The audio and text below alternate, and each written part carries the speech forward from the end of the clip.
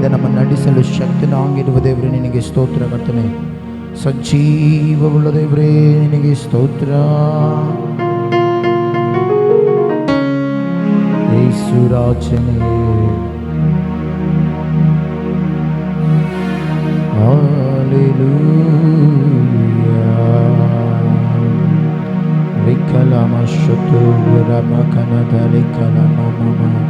ಎಲ್ಲರೂ ಕೂಡ ಪ್ರಾರ್ಥನೆ ಮಾಡೋಣ. ಉನ್ನತನಾದ ದೇವರಿಗೆ ಎಲ್ಲರೂ ಸೇರಿ ಪ್ರಾರ್ಥನೆ ಮಾಡೋಣ. ಸಜೀವವುಳ್ಳ ದೇವರೇ ನಿನಗೆ ಸ್ತೋತ್ರ ಎಂಬುದಾಗಿ ಎಲ್ಲರೂ ಸೇರಿ ನಮ್ಮನ್ನು ರೂಪಿಸಿದ ದೇವರಿಗೆ ಪ್ರಾರ್ಥನೆ ಮಾಡೋಣ. ಪರಿಶುದ್ಧಾತ್ಮನಾಗಿರುವ ದೇವರೇ ನಿನಗೆ ಸ್ತೋತ್ರ ಕರ್ತನೆ. ಏಸಯ್ಯ ನಿನಗೆ ಸ್ತೋತ್ರಂ.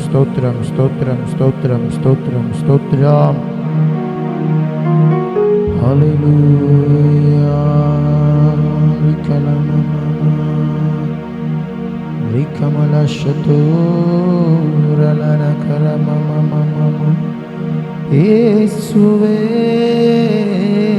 ಹಲ್ಲೆಲೂಯಾ. ಯೇಸು ರಾಜನೇ ರಿಕಲಮ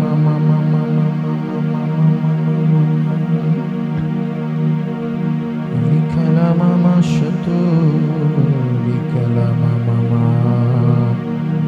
ಆರಾಧನೆ.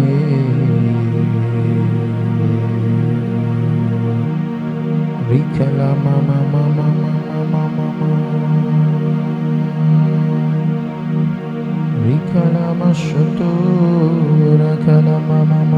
ಎಲ್ಲರೂ ಪ್ರಾರ್ಥನೆ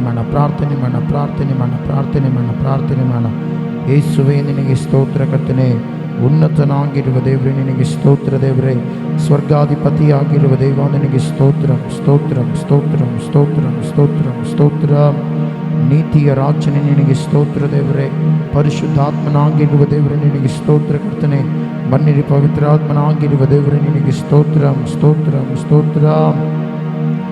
ಹಲ್ಲೆಲೂಯಾ. ಯೇಸುವೇ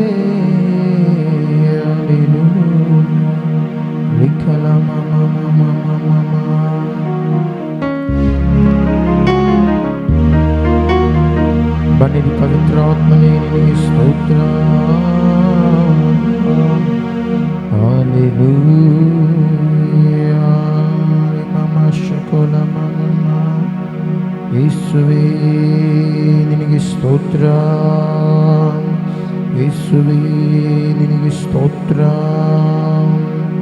ಯೇಸುವೇ ನಿನಗೆ ಸ್ತೋತ್ರ. ಪವಿತ್ರಾತ್ಮನೇ ನಿನಗೆ ಸ್ತೋತ್ರ. ಪವಿತ್ರಾತ್ಮನೇ ನಿನಗೆ ಸ್ತೋತ್ರ ದೇವರೇ. ಏಸಯ್ಯ ನಿನಗೆ ಸ್ತೋತ್ರ. ರಿಖಲಮ ಶತು ರಿಖಲಮ ಕರತ ರಿಖನಮ ನೀತಿಯ ರಾಜನೇ ನಿನಗೆ ಸ್ತೋತ್ರ ದೇವರೇ. ಬನ್ನಿರಿ ಪವಿತ್ರಾತ್ಮನೇ ನಿನಗೆ ಸ್ತೋತ್ರ ದೇವರೇ. ಎಲ್ಲರೂ ಕೂಡ ಪ್ರಾರ್ಥನೆ ಮಾಡೋಣ. ಉನ್ನತನೇ ನಿನಗೆ ಸ್ತೋತ್ರ. ಯೇಸುವೇ ನೀನು ನಮ್ಮ ಜೊತೆಗೆ ಇದ್ದುಕೊಂಡು ಪ್ರತಿನಿತ್ಯವೂ ಕೂಡ ದೇವರು ನಮ್ಮನ್ನು ಬಲಪಡಿಸಿ ನಡೆಸಿರುವ ವಿಧಾನಕ್ಕಾಗಿ ಸ್ತೋತ್ರ. ಕರ್ತನೇ ಈ ರೀತಿಯಾಗಿ ನಿನ್ನ ಸಮ್ಮುಖದಲ್ಲಿ ಸೇರಿದೇವರೇ, ನಿನ್ನನ್ನು ಆರಾಧಿಸಲು ಬಂದಿರುವಾಗ ಕರ್ತನೇ ನೀ ನಮ್ಮ ಜೊತೆಗೆ ಇದ್ದುಕೊಂಡು ಅಯ್ಯ ನೀ ನಮ್ಮನ್ನು ಬಲಪಡಿಸಲು ಬನ್ನಿರಿ ಪವಿತ್ರಾತ್ಮನೇ ಮುಂದಿನ ಹಾಡುಗಳಲ್ಲಿಯೂ ಆರಾಧನೆಯಲ್ಲಿಯೂ ದೇವರೇ ಸಭ ವಾಕ್ಯದಲ್ಲಿ ಪ್ರತಿ ವಿಷಯದಲ್ಲಿ ಕರ್ತನೇ ನೀನಿದ್ದು ಜಯಪ್ರದವಾಗಿ ದೇವರೇ ಸಭ ಈ ಕೂಟವನ್ನು ದೇವರೇ ಸಭ ನಡೆಸಬೇಕೆಂತೇಳಿ ಪ್ರಾರ್ಥನೆ ಮಾಡ್ತೇನೆ. ದೇವರೇ ನೀನೇ ಎಲ್ಲ ವಿಷಯದಲ್ಲಿ ಕರ್ತನೇ ಜೊತೆಗಿದ್ದು ನಡೆಸುವವರು ಎಲ್ಲ ವಿಷಯ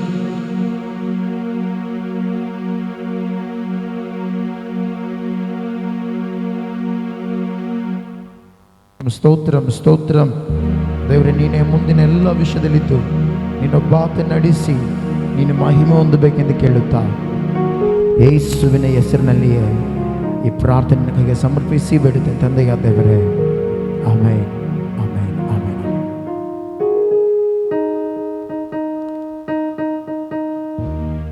ಹಲ್ಲೆಲೂಯಾ. ಸರಿಗೆ ನಾವು ಕೆಲವೊಂದು ಹಾಡಾಡುತ್ತಾ ದೇವಾದ ದೇವರು ನಮ್ಮನ್ನು ಘನಪಡಿಸೋಣ. ಏಸಯ್ಯ ನಿನ್ನ ಪ್ರೇಮ ಎಷ್ಟೊಂದು ಮಧುರ, ರಕ್ತವು ಸುರಿಸಿ ಪ್ರಾಣವು ನೀಡಿದ ಆ ನಿನ್ನ ಪ್ರೇಮ ಎಂಬುದಾಗಿ ದೇವಾದ ದೇವರು ನಮ್ಮನ್ನು ಘನಪಡಿಸೋಣ.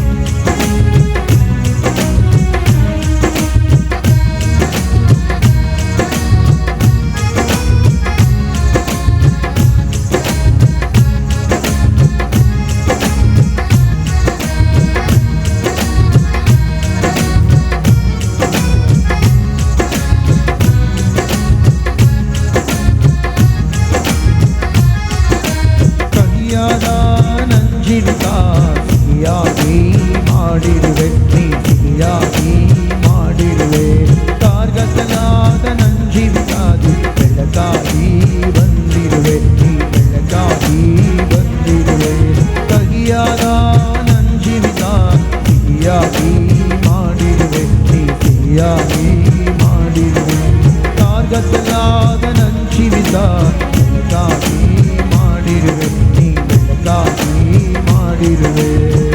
ಏಸಯ್ಯ ಏಸಯ್ಯ, ನೀನೇ ನನ್ನ ಬೆಳಕು ಏಸಯ್ಯ. ಏಸಯ್ಯ ಏಸಯ್ಯ, ನೀನೇ ನನ್ನ ಬೆಳಕು ಏಸಯ್ಯ. ಏಸಯ್ಯ ನಿನ್ನ ಪ್ರೇಮ ಎಷ್ಟೊಂದು ಮಧುರ, ರಕ್ತವ ಸುರಿಸಿ ಪ್ರಾಣವ ನೀಡಿದ ನಿನ್ನ ಪ್ರೇಮ. ಏಸಯ್ಯ ನಿನ್ನ ಪ್ರೇಮ ಎಷ್ಟೊಂದು ಮಧುರ, ರಕ್ತವ ಸುರಿಸಿ ಪ್ರಾಣವ ನೀಡಿದ ನಿನ್ನ ಪ್ರೇಮ. ನಿನ್ನ ಪ್ರೇಮ. ಹಲ್ಲೆಲೂಯಾ.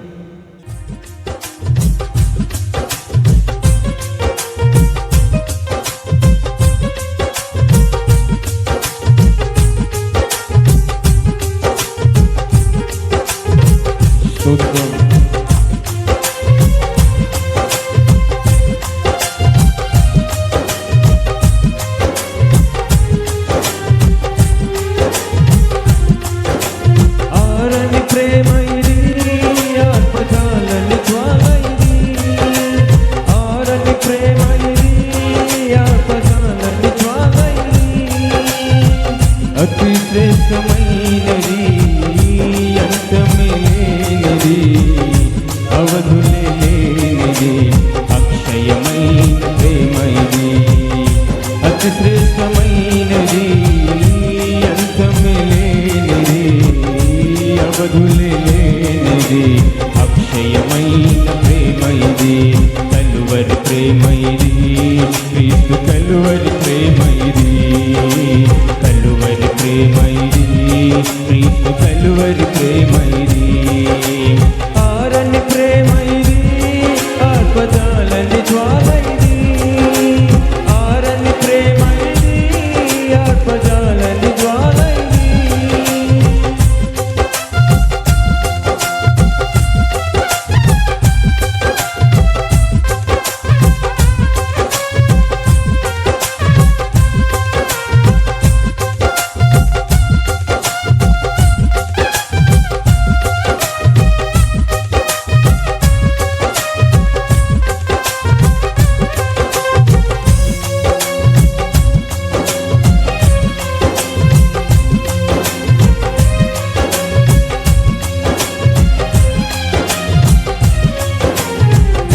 సింహాసనము నుండి సిలువకు దిగి వచ్చినది, బలమైనది మరణము కన్నా మృతిని గెలిచి లేచినది.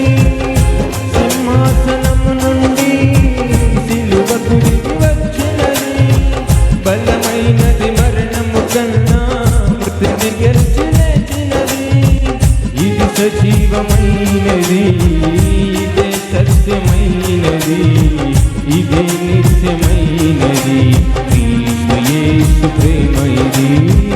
ఇదే సజీవమైనది, ఇదే సత్యమైనది, ఇదే నిత్యమైనది, క్రీస్తు యేసు ప్రేమ ఇది. కలువరి ప్రేమ ఇది, క్రీస్తు కలువరి ప్రేమ ఇది. కలువరి ప్రేమ ఇది, క్రీస్తు కలువరి ప్రేమ ఇది. ఆరని ప్రేమ ఇది, ఆత్మజాలని జ్వాల ఇది. ఆరని ప్రేమ ఇది, ఆత్మజాలని జ్వాల ఇది. అతి శ్రేష్టమైనది, అంతమే లేనిది, అవధులే లేనిది, అక్షయమైన ప్రేమ ఇది. అతి శ్రేష్టమైనది, అంతమే లేనిది, అవధులే లేనిది, అక్షయమైన ప్రేమ ఇది. కలువరి ప్రేమ ఇది, క్రీస్తు కలువరి ప్రేమ ఇది. కలువరి ప్రేమ ఇది, క్రీస్తు కలువరి ప్రేమ ఇది.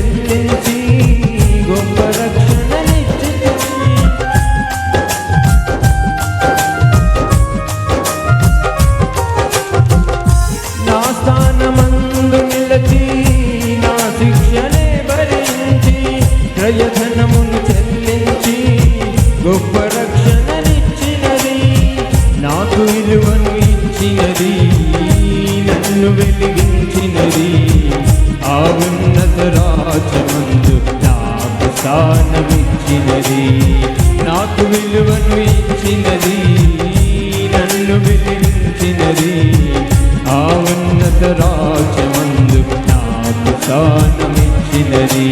ఉన్నత ప్రేమ ఇది, అత్యున్నత ప్రేమ ఇది. ఉన్నత ప్రేమ ఇది, అత్యున్నత ప్రేమ ఇది.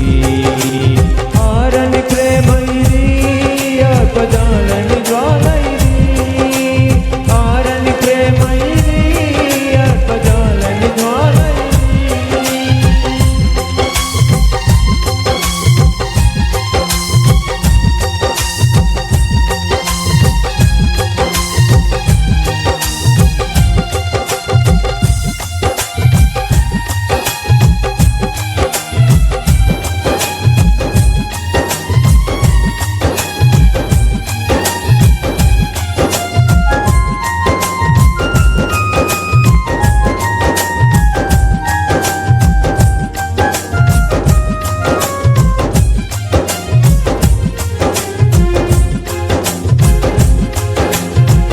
భూరాజు అధిపతులు, రాజాలు, అధికారాలు, చెరైన ఖడ్గమైన కరువైన ఎదురైన.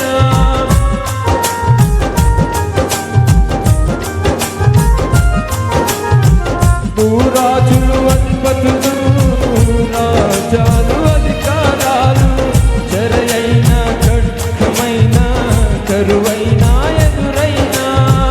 ఎవరు ఆపలేనిది, ఎవరు ఆపలేనిది, ప్రవహించుచున్నది ప్రతి పాపి చెంతకు.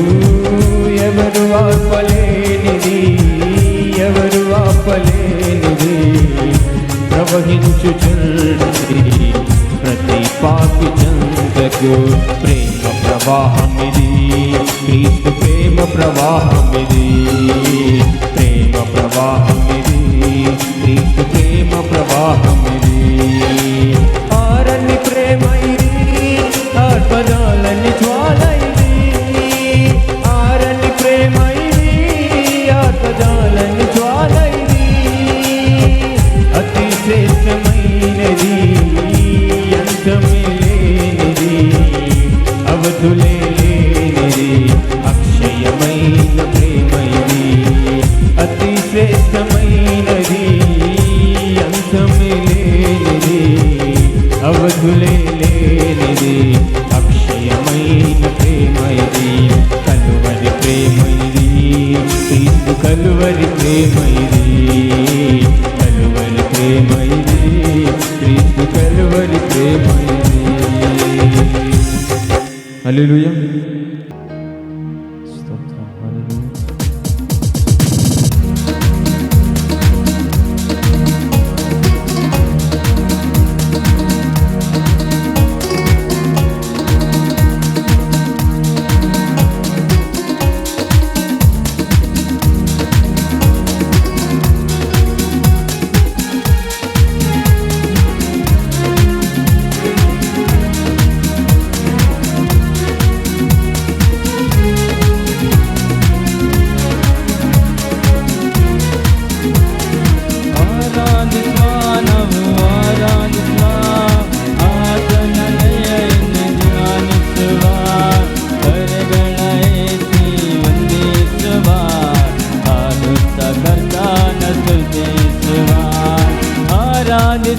ನಾವು ಆರಾಧಿಸುವ ಆತನ ದಯೆಯನ್ನೇ ಧ್ಯಾನಿಸುವ ಕರೆಗಳ ಎತ್ತಿ ವಂದಿಸುವ ಆಡುತ್ತ ಕರ್ತನ ಸ್ತುತಿಸುವ hallelujah hallelujah hallelujah hallelujah hallelujah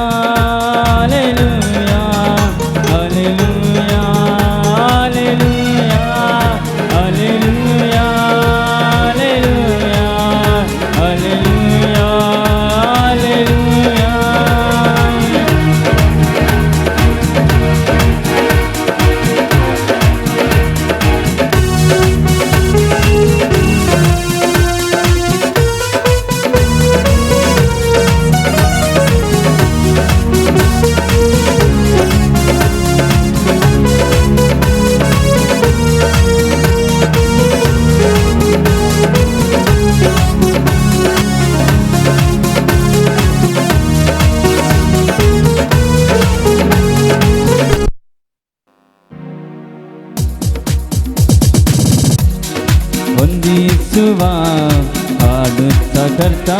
ಸ್ತುತಿಸುವ hallelujah hallelujah hallelujah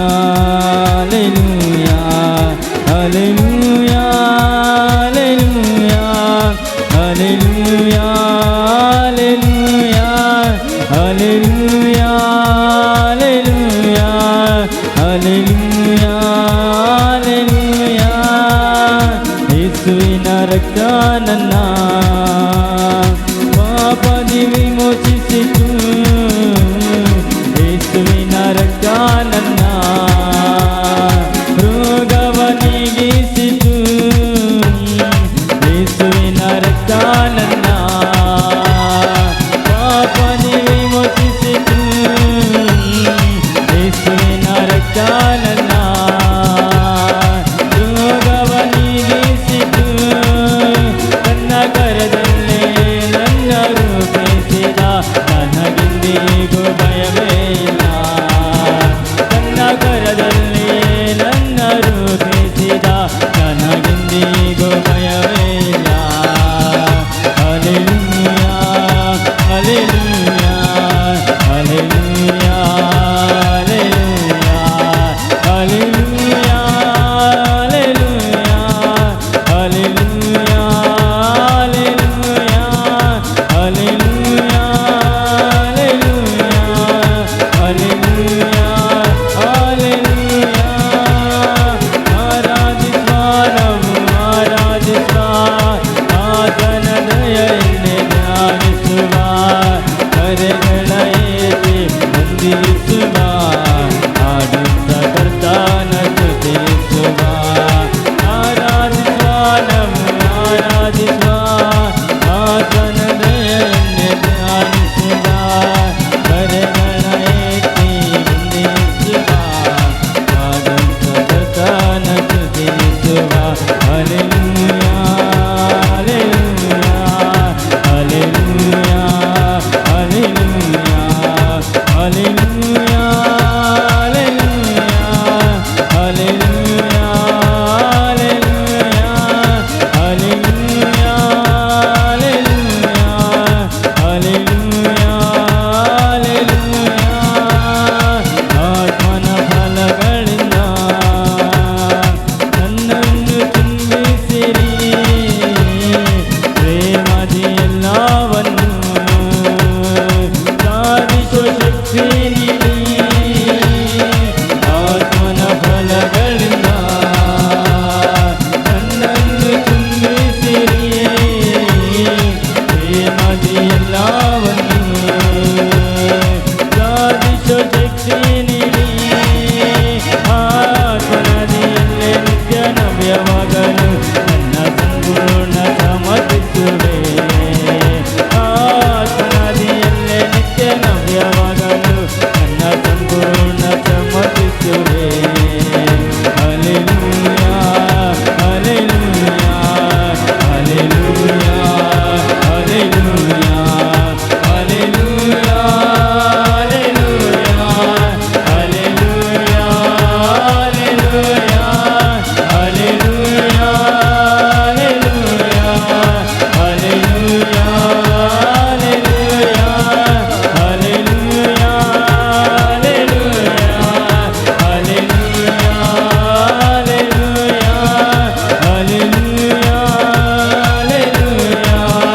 hallelujah hallelujah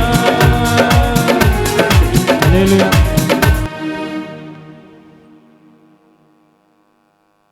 ಸ್ತೋತ್ರ ಸ್ತೋತ್ರ ಹಾಲೆಲೂಯಾ. ಎಲ್ಲರ ಕಣ್ಣುಗಳು ಮುಚ್ಚಿ ನಾವೆಲ್ಲರೂ ಕೂಡ ಆರಾಧನೆ ಮಾಡಿಕೊಂಡು ಪ್ರತಿಯೊಬ್ಬರು ಸ್ತೋತ್ರ ಹಾಲೆಲೂಯಾ ಹಾಲೆಲೂಯಾ.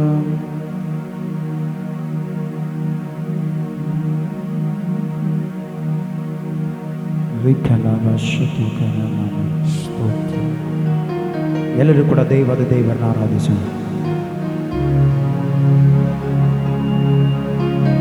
ಉನ್ನತನೇ ನಿನಗೆ ಸ್ತೋತ್ರಂ ಸ್ತೋತ್ರಂ ಸ್ತೋತ್ರಂ ಸ್ತೋತ್ರ. ಬನ್ನಿರಿ ಪವಿತ್ರ ಆತ್ಮನೇ ನಿನಗೆ ಸ್ತೋತ್ರ ದೇವರೇ.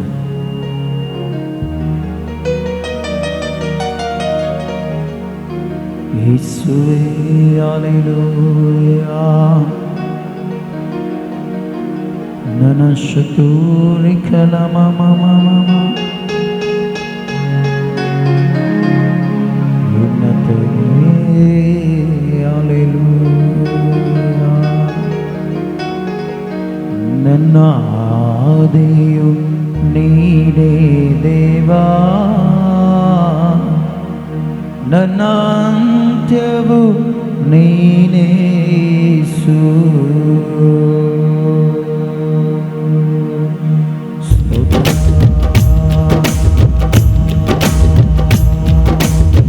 ಎಲ್ಲ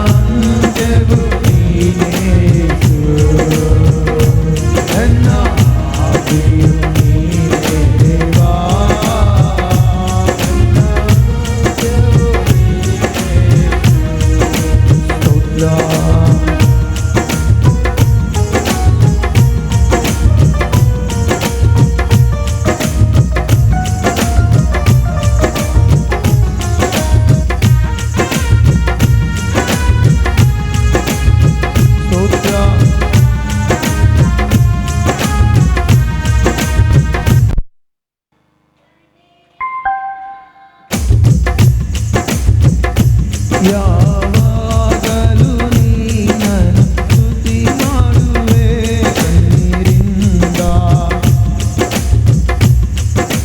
ಯಾವಾಗಲೂ ನೀನನ್ನು ಸ್ತುತಿ ಮಾಡುವೆ.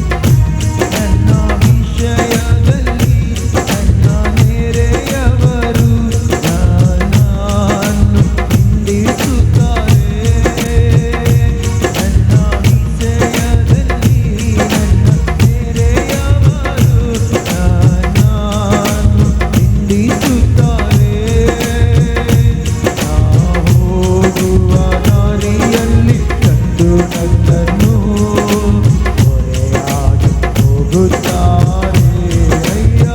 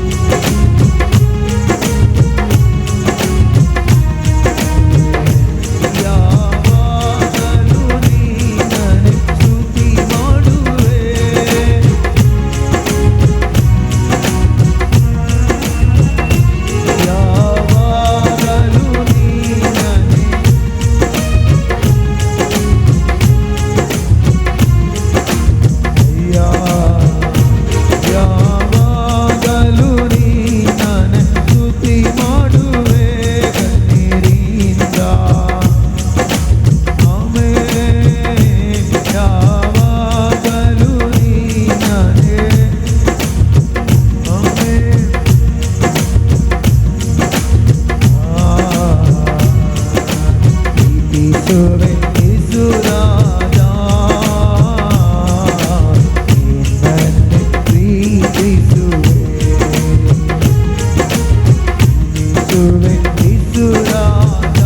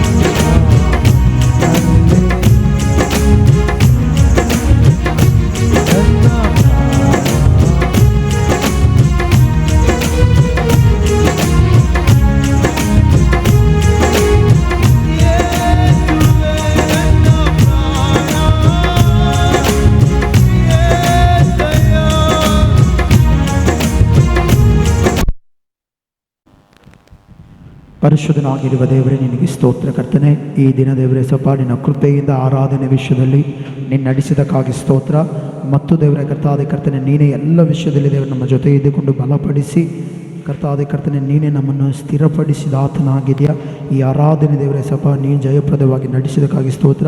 ಆರಾಧನೆ ನಾಯಕನಾಗಿದ್ದುಕೊಂಡು ನಿನ್ನ ಕೃಪೆಯಿಂದ ದೇವರೇ ಸಪ ನಮ್ಮ ಎಲ್ಲ ವಿಷಯದಲ್ಲಿ ದೇವರೇ ಸಪ ನಿನ್ನ ಪ್ರಸನ್ನದಿಂದ ನಡೆಸಿದಕ್ಕಾಗಿ ಸ್ತೋತ್ರವನ್ನು ಸಲ್ಲಿಸುತ್ತದೆ. ಮುಂದಿನ ಪ್ರತಿ ವಿಷಯದಲ್ಲಿ ನೀನಿದ್ದು ನಡೆಸಿ ಮಹಿಮೊಂದಬೇಕೆಂದು ಕೇಳ್ತಾ ಯೇಸುವಿನ ಹೆಸರಿನಲ್ಲಿ ಪ್ರಾರ್ಥಿಸಿ ಆರಾಧನೆ ಕೈಗೆ ಸಮರ್ಪಿಸಿ ಬೇಡುತ್ತೇನೆ ತಂದೆಯ ದೇವರೇ. ಆಮೇನ್, ಆಮೇನ್, ಆಮೇನ್. ಸ್ತೋತ್ರ. Hallelujah, hallelujah. ಎಷ್ಟು ಜನರ ಹತ್ರ ಬೈಬಲ್ ತೋರಿಸ್ರಿ? ಬೈಬಲ್ ಗಮನಿಸ್ರಿ. ಹೊಸ ಒಡಂಬಡಿಕೆಯಲ್ಲಿ ಎಷ್ಟು ಪುಸ್ತಕಗಳಿದ್ದಾವೆ? ಹೊಸ ಒಡಂಬಡಿಕೆಯಲ್ಲಿ ಎಷ್ಟು ಪುಸ್ತಕಗಳಿದ್ದಾವೆ ಹೇಳ್ರಿ? 27. ಗಮನಿಸ್ರಿ ಪ್ರೀತಿ ಉಳ್ಳದೇವ ಚಂದ್ರೆ, RG ಲೀ ಅನ್ನುವಂಥ ಒಬ್ಬ ಸೇವಕನ ಹೇಳ್ತಾನೆ, ಹೊಸ ಒಡಂಬಡಿಕೆಯಲ್ಲಿ 27 ಪುಸ್ತಕಗಳಿದ್ದಾವೆ. 27 ಪುಸ್ತಕಗಳಲ್ಲಿ 24 ಪುಸ್ತಕಗಳು ಅದರಲ್ಲಿ ಶಿಲುಬೆ ಬಗ್ಗೆ ಬರೆದಿದಂತೆ. ಹಲ್ಲೆಲೂಯಾ. 27ರಲ್ಲಿ 3 ಬಿಟ್ಟು ಇನ್ನು 24 ಪುಸ್ತಕಗಳಲ್ಲಿ ಯೇಸು ಸ್ವಾಮಿಯ ಶಿಲುಬೆಯ ಕುರಿತು ಬರೆದಿದಂತೆ. ಆಮೇನ್, ಹಲ್ಲೆಲೂಯಾ. ಯಾವ್ದ್ರ ಬಗ್ಗೆ ಬರೆದಿದೆ? ಯೇಸು ಸ್ವಾಮಿ ಶಿಲುಬೆ ಬಗ್ಗೆ. ಇನ್ನು 3 ಪುಸ್ತಕಗಳು ಯಾವ್ದ್ರಲ್ಲಿ ಅಂದ್ರೆ ಫಿಲೋಮೋನ್ ಅನ್ನುವಂಥ ಪತ್ರಿಕೆ ಮತ್ತು ಗಮನಿಸ್ರಿ 2ನೇ ಯೋಹನ, 3ನೇ ಯೋಹನ, ಇವು 3ರಲ್ಲಿ ಬಿಟ್ರೆ ಇನ್ನು ಎಲ್ಲ ಪುಸ್ತಕಗಳಲ್ಲಿ ಮತ್ತಾಯನ ಬರೆದ ಸುವಾರ್ತೆಯಿಂದ ಹಿಡಿದು ಪ್ರಕಟಣೆ ಗ್ರಂಥವರೆಗೆ ಆ ಎಲ್ಲ ಪುಸ್ತಕಗಳಲ್ಲಿ ಯೇಸು ಸ್ವಾಮಿಯ ಶಿಲುಬೆಯ ಕುರಿತು ಬರೆದಿದಂತೆ. ಆಮೇನ್, ಹಲ್ಲೆಲೂಯಾ. ಉದಾಹರಣೆ ಹೇಳ್ಬೇಕಂದ್ರೆ ಮತ್ತಾಯನ ಬರೆದ ಸುವಾರ್ತೆಯಲ್ಲಿನೇ ಶಿಲುಬೆಯ ಕುರಿತು 144 ಸಾರಿ ಬರೆದಂತೆ. ಎಷ್ಟು ಸಾರಿ? 144 ಸಾರಿ. ಮಾರ್ಕ ಬರೆದ ಸುವಾರ್ತೆಯಲ್ಲಿ 116 ಸಾರಿ ಬರೆದಂತೆ. ಎಷ್ಟು ಸಾರಿ? ಮಾರ್ಕ ಬರೆದ ಸುವಾರ್ತೆಯಲ್ಲಿ ಶಿಲುಬೆಯ ಕುರಿತು ಎಷ್ಟು ಸಾರಿ ಬರೆದಿದೆ? 116 ಸಾರಿ. ಮತ್ತೆ ಯೋಹನ್ ಬರೆದ ಸುವಾರ್ತೆಯಲ್ಲಿ ಅರ್ಧ ಅಧ್ಯಾಯಗಳನ್ನೇ ಶಿಲುಬೆಯ ಕುರಿತಿದೆ. ಆಮೇನ್, ಹಲ್ಲೆಲೂಯಾ. ಇದೇ ರೀತಿ ಅನೇಕ ಪುಸ್ತಕಗಳಲ್ಲಿ ಇದಾವೆ ಯೇಸು ಸ್ವಾಮಿ ಶಿಲುಬೆ ಕುರಿತು. ಅದಕ್ಕೋಸ್ಕರ ಶಿಲುಬೆಗೆ ಬಹಳ ಜನರು ಪ್ರಾಮುಖ್ಯತೆ ಕೊಡ್ತಾರೆ. ಶಿಲುಬೆಗೆ ಏನು ಕೊಡ್ತಾರೆ ಜನರು? ಏನು ಕೊಡ್ತಾರೆ? ಇವತ್ತು ನಾವು ನೀವು ಕೂಡ ಈ ಗುಡ್ ಫ್ರೈಡೆ ದಿನದಂದು ಈ ರೀತಿ ಆಲಯಕ್ಕೆ ಬಂದಿದ್ದೀರಾ? ಇಲ್ಲ. ನಮ್ದು ಯಾವತ್ತಿಗೂ ಶುಕ್ರವಾರ ದಿನ ಸಾಯಂಕಾಲ ಇರ್ತಿತ್ತು ಪ್ರಾರ್ಥನೆ. ಆದರೆ ಇವತ್ತು ಉದಯ ಕಾಲದಲ್ಲಿದೆ. ಹಲ್ಲೆಲೂಯಾ. ಒಳ್ಳೆ ಬಿಸಿಲಿನ ಟೈಮಲ್ಲಿ ಇದೆ. ಹಲ್ಲೆಲೂಯಾ. ಯಾಕಂದ್ರೆ ನಮ್ಮೆಲ್ಲರಿಗೆ ಅರ್ಥ ಆಗಬೇಕು ಯೇಸುವಿನ ತ್ಯಾಗ ಎಂಥದ್ದು ಎಂಬುದು ಹಾಗೆ. ಆಮೇನ್, ಹಲ್ಲೆಲೂಯಾ.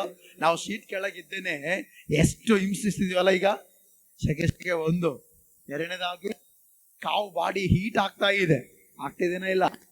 ಯೇಸು ಸ್ವಾಮಿನ ಗಮನಿಸಿ ಪ್ರೀತಿಯುಳ್ಳ ಜನರೇ, ಶೀಟ್ ಕೆಳಗಿಟ್ಟಿಲ್ಲ, ಮರದ ಕೆಳಗಿಟ್ಟಿಲ್ಲ. ಬೆಳಿಗ್ಗೆ 9 ಗಂಟೆಗೆ ಶಿಲುಬೆಗೆ ಹಾಕ್ತಿರು, ಮಧ್ಯಾಹ್ನ 3 ಗಂಟೆವರೆಗೆ ಯೇಸು ಸ್ವಾಮಿ ಶಿಲುಬೆಯಲ್ಲಿ ನೇತಾಡ್ತಾ ಇದ್ದಾನೆ. ಒಂದು ಮಾತು ಹೇಳ್ಬೇಕಂದ್ರೆ ಆತಗ ಆಕಾಶಕ್ಕೂ ಟಚ್ ಇಲ್ಲ, ಈ ಕಡೆಗೆ ಭೂಮಿಗೂ ಟಚ್ ಇಲ್ಲ, ಮಧ್ಯದಲ್ಲಿ ನೇತಾಡ್ತಾ ಇದ್ದಾನೆ. ಹಲ್ಲೆಲೂಯಾ. ಯಾರು ಮಾತಾಡ್ರಿ? ಯಾರು ಹೇಳ್ರಿ? ಯೇಸು ಸ್ವಾಮಿ. ಆಮೇನ್. ಈಗ ಗಮನಿಸ್ರಿ, ಯೇಸು ಸ್ವಾಮಿ ಶಿಲುಬೆಯಲ್ಲಿ 7 ಮಾತುಗಳನ್ನು ಮಾತಾಡಿದ್ದಾನೆ. ಆಮೇನ್. ಎಷ್ಟು ಮಾತುಗಳನ್ನು ಮಾತಾಡಿದ್ದಾನೆ? 7 ಮಾತುಗಳು. ಈ 7 ಮಾತುಗಳಲ್ಲಿ ದೇವರು ಬಹಳ ಶ್ರೇಷ್ಠವಾದ ಮಾತುಗಳನ್ನು ತಿಳಿಯಪಡಿಸ್ತಾ ಇದ್ದಾನೆ. ಅದಕ್ಕೋಸ್ಕರ ಆ ವಾಕ್ಯವನ್ನು ಧ್ಯಾನಿಸೋಕ್ಕಿಂತ ಮುಂಚೆ ನಾವು ಪ್ರಾರ್ಥನೆಯಿಂದ ಆ ವಾಕ್ಯವನ್ನು ಧ್ಯಾನಿಸಿ. ಎಲ್ಲರೂ ಕಣ್ಮುಚ್ಚಿ ನಾವು ಪ್ರಾರ್ಥನೆ ಮಾಡೋಣ. ನಿನಗೆ ಸ್ತೋತ್ರ ಕರ್ತನೆ. ಈ ಸಮಯದಲ್ಲಿ ವಾಕ್ಯಗಳ ಮೂಲಕ ಮಾತನಾಡಲು ಬನ್ನಿರಿ ಅಯ್ಯ. ನೀನು ಮಾತನಾಡಿದ 7 ಮಾತುಗಳು ಬಹಳ ಶ್ರೇಷ್ಠವಾದದ್ದಾಗಿದೆ. ಈ ಮಾತುಗಳನ್ನು ದೇವರೇ ನೀನು ಸಭೆಗೂ ಮತ್ತು ಈ ವಾಕ್ಯವನ್ನು ಕೇಳುವ ಪ್ರತಿಯೊಬ್ಬರಿಗೂ ತಿಳಿಯಪಡಿಸಬೇಕೆಂದು ಕೇಳುತ್ತಾ, ಅದರ ಆತ್ಮೀಯ ಅರ್ಥವನ್ನು ತಿಳಿಯಪಡಿಸಬೇಕೆಂದು ಕೇಳುತ್ತಾ ಯೇಸುವಿನ ಹೆಸರಿನಲ್ಲಿ ಪ್ರಾರ್ಥಿಸಬೇಕೆಂದು ಬೇಡುತ್ತೇನೆ ತಂದೆ ದೇವರೇ. ಆಮೇನ್, ಆಮೇನ್, ಆಮೇನ್. ಹಲ್ಲೆಲೂಯಾ. ಹೇಳ್ರಿ ಹಲ್ಲೆಲೂಯಾ, ಹೇಳ್ರಿ ಹಲ್ಲೆಲೂಯಾ. ಒಂದು ಮಾತು ಹೇಳ್ತೀನಿ, ಮನುಷ್ಯರಿಗೆ ಸಾವು ಇನ್ನು ನಾಳೆ ಬರುತ್ತೆ, ಇನ್ನು ಒಂದು 2 ಗಂಟೆಯಲ್ಲಿ ಸಾವು ಬರುತ್ತಂದಾಗ ಮನುಷ್ಯರು ಆ ಟೈಮ್ ಪೀರಿಯಡ್ ನೋಡಿಕೊಂಡು ಅವ್ರಿಗೆ ಬೇಕಾದ್ದು ಮಾತಾಡ್ತಾರ, ಬೇಡವಾದ್ದು ಮಾತಾಡ್ತಾರ? ಹಲ್ಲೆಲೂಯಾ. ಗಮನಿಸ್ರಿ, ಮನುಷ್ಯನು ಸಾಯುವ ಸಂದರ್ಭದಲ್ಲಿ ಏನು ಮಾತಾಡ್ತಾನೆ ಗೊತ್ತಾ? ತನ್ನ ಆಸ್ತಿಯ ವಿವರಗಳನ್ನು ತನ್ನ ಕುಟುಂಬಕ್ಕೆ ತಿಳಿಸ್ತಾನೆ. ಮತ್ತೀಗ ಅಲ್ಲೊಂದು ಸೈಟ್ ಇದೆ, ಅಲ್ಲೊಂದು ಹೊಲ ಇದೆ, ಅಲ್ಲೊಂದು ಗದ್ದೆ ಇದೆ, ಅಲ್ಲೊಂದು ಮನೆ ಇದೆ, ಆ ರೀತಿ ಹಣ ಇಟ್ಟಿದ್ದೀನಿ ಆ ಬ್ಯಾಂಕಲ್ಲಿ, ಈ ರೀತಿ ಇನ್ಸೂರೆನ್ಸ್ ಮಾಡಿಸಿದ್ದೀನಿ, ಈ ರೀತಿ ಮಾಡಿಸಿನಿ ಅಂತೇಳಿ ಕುಟುಂಬಕ್ಕೆ ಲಾಭದಾಯಕವಾದ ಮಾತುಗಳನ್ನು ಜನರು ಸಾಯುವ ಸಂದರ್ಭದಲ್ಲಿ ಹೇಳುತ್ತಾರೆ. ಆದರೆ ಯೇಸು ಸ್ವಾಮಿ ಸಾಯುವ ಸಂದರ್ಭದಲ್ಲಿ ಆತನು ಮಾತನಾಡಿದ ಮಾತುಗಳು ಈ ಪ್ರಪಂಚವು ಕೂಡ ವರ್ಣಿಸಕ್ಕಾಗೋದಿಲ್ಲ. ಅಷ್ಟು ಶ್ರೇಷ್ಠವಾದ ಮಾತುಗಳನ್ನು ಯೇಸು ಸ್ವಾಮಿ ಮಾತನಾಡಿದ್ದಾನೆ. Amen, hallelujah. ಅದರಲ್ಲಿ ಒಂದೇ ಮಾತು ತೆಗೆಯೋಣ, ವಾಕ್ಯ ಓದೋಣ. ಲೂಕನ ಬರೆದ ಸುವಾರ್ತೆ 23ನೇ ಅಧ್ಯಾಯ 34ನೇ ವಚನ. ವಾಕ್ಯ ಓದೋಣ. ಲೂಕನ ಬರೆದ ಸುವಾರ್ತೆ 23ನೇ ಅಧ್ಯಾಯ 34ನೇ ವಚನ, ಬೇಗ ಓದೋಣ. ಆಗ ಯೇಸು, ತಂದೆಯೇ ಅವರಿಗೆ ಕ್ಷಮಿಸು, ತಾವು ಏನು ಮಾಡುತ್ತೇವೆಂಬುದನ್ನು ಅರಿಯರು ಅಂದನು. Amen, hallelujah. ಯೇಸು ಸ್ವಾಮಿ ಮೊಟ್ಟ ಮೊದಲಾಗಿ ಶಿಲುಬೆಯಲ್ಲಿ ಇದ್ದುಕೊಂಡು ರೋಮ ಸೈನಿಕರನ್ನು ನೋಡುತ್ತಾ, ಅಲ್ಲಿರುವಂಥ ಸದ್ದುಕಾಯನ ನೋಡುತ್ತಾ, ಅಲ್ಲಿ ಯೇಸುವನ್ನು ಹಿಂಸಿಸಿ ಅನ್ನುವಂಥ ಹೇಳುವ ಜನರನ್ನು ನೋಡುತ್ತಾ ಆತನ ಏನು ಮಾಡ್ತಾನೆ ಹೇಳ್ರಿ? ಸ್ವಾಮಿ, ಯೇಸು ಸ್ವಾಮಿಯಲ್ಲಿ ಹೇಳ್ತಾನೆ, ತಂದೆಯೇ ಅವ್ರಿಗೆ ಏನು ಮಾಡು, ಅವ್ರನ್ನ ಏನು ಮಾಡ್ಬೇಕಂತೆ? ಮಾತಾಡ್ರಿ, ಏನು ಮಾಡ್ಬೇಕಂತ ಅವ್ರನ್ನ? ಹಲ್ಲೆಲೂಯಾ. ಯೇಸು ಸ್ವಾಮಿ ಮೊಟ್ಟ ಮೊದಲಾಗಿ ಗಮನಿಸ್ರಿ, ಆತನು ಒಡಿಸಿಕೊಂಡಿದ್ದಾನೆ, ಗಾಯಗಳಾಗಷ್ಟು ಒಡಿಸಿಕೊಂಡಿದ್ದಾನೆ. ಆತನ ದೇಹ ಬಹಳಷ್ಟು ಬಲಹೀನವಾಗಿದೆ, ಆತನ ಚಿತ್ರಹಿಂಸೆ ಕೊಟ್ಟಿದ್ದಾರೆ. ಆದರೂ ಕೂಡ ಆತನ ಬಾಯಲ್ಲಿ ಆತನು ಸಾಯುವ ಸಂದರ್ಭದಲ್ಲಿ ಮೊಟ್ಟ ಮೊದಲಾಗಿ ಸ್ವಾಮಿ ಏನು ಮಾತಾಡ್ತಾನೆ ಹೇಳ್ರಿ? ತಂದೆಯೇ, ಅಂದರೆ ತಂದೆಯ ದೇವರಿಗೆ ಮೊದಲನೇ ಮಾತು ಪ್ರಾರ್ಥನೆ ಮಾಡ್ತಾ ಹೇಳ್ತಾನೆ, ಅವ್ರೇನು ಮಾಡ್ತಾರೋ ಅವ್ರಿಗೆ ಗೊತ್ತಿಲ್ಲ. ಹಲ್ಲೆಲೂಯಾ. ಅವ್ರು ಏನು ಮಾಡ್ತಾರೋ ಅದು ಗೊತ್ತಾಗ್ತಾ ಇಲ್ಲ. ಅವ್ರನ್ನೇನು ಮಾಡು, ಮಾತಾಡ್ರಿ, ಏನು ಮಾಡು? ಕ್ಷಮಿಸು. Hallelujah, hallelujah. ಯಾಕೆ ದೇವರು ಈ ರೀತಿ ಪ್ರಾರ್ಥನೆ ಮಾಡಿದ್ರೆ, ಸ್ವತಃವಾಗಿ ಯೇಸು ಸ್ವಾಮಿನೇ ಮತ್ತಾಯನ ಬರೆದ ಸುವಾರ್ತೆ 5ನೇ ಅಧ್ಯಾಯ 44ನೇ ವಚನದಲ್ಲಿ ಆತನು ಜನರಿಗೆ ತಿಳಿಸ್ತಾ, ಬೆಟ್ಟದಲ್ಲಿ ಪ್ರಸಂಗ ಮಾಡುತ್ತಾ ಈ ಮಾತನ್ನು ಹೇಳ್ತಾನೆ, ನಿಮ್ಮ ವೈರಿಗಳನ್ನ ಏನು ಮಾಡಬೇಕು?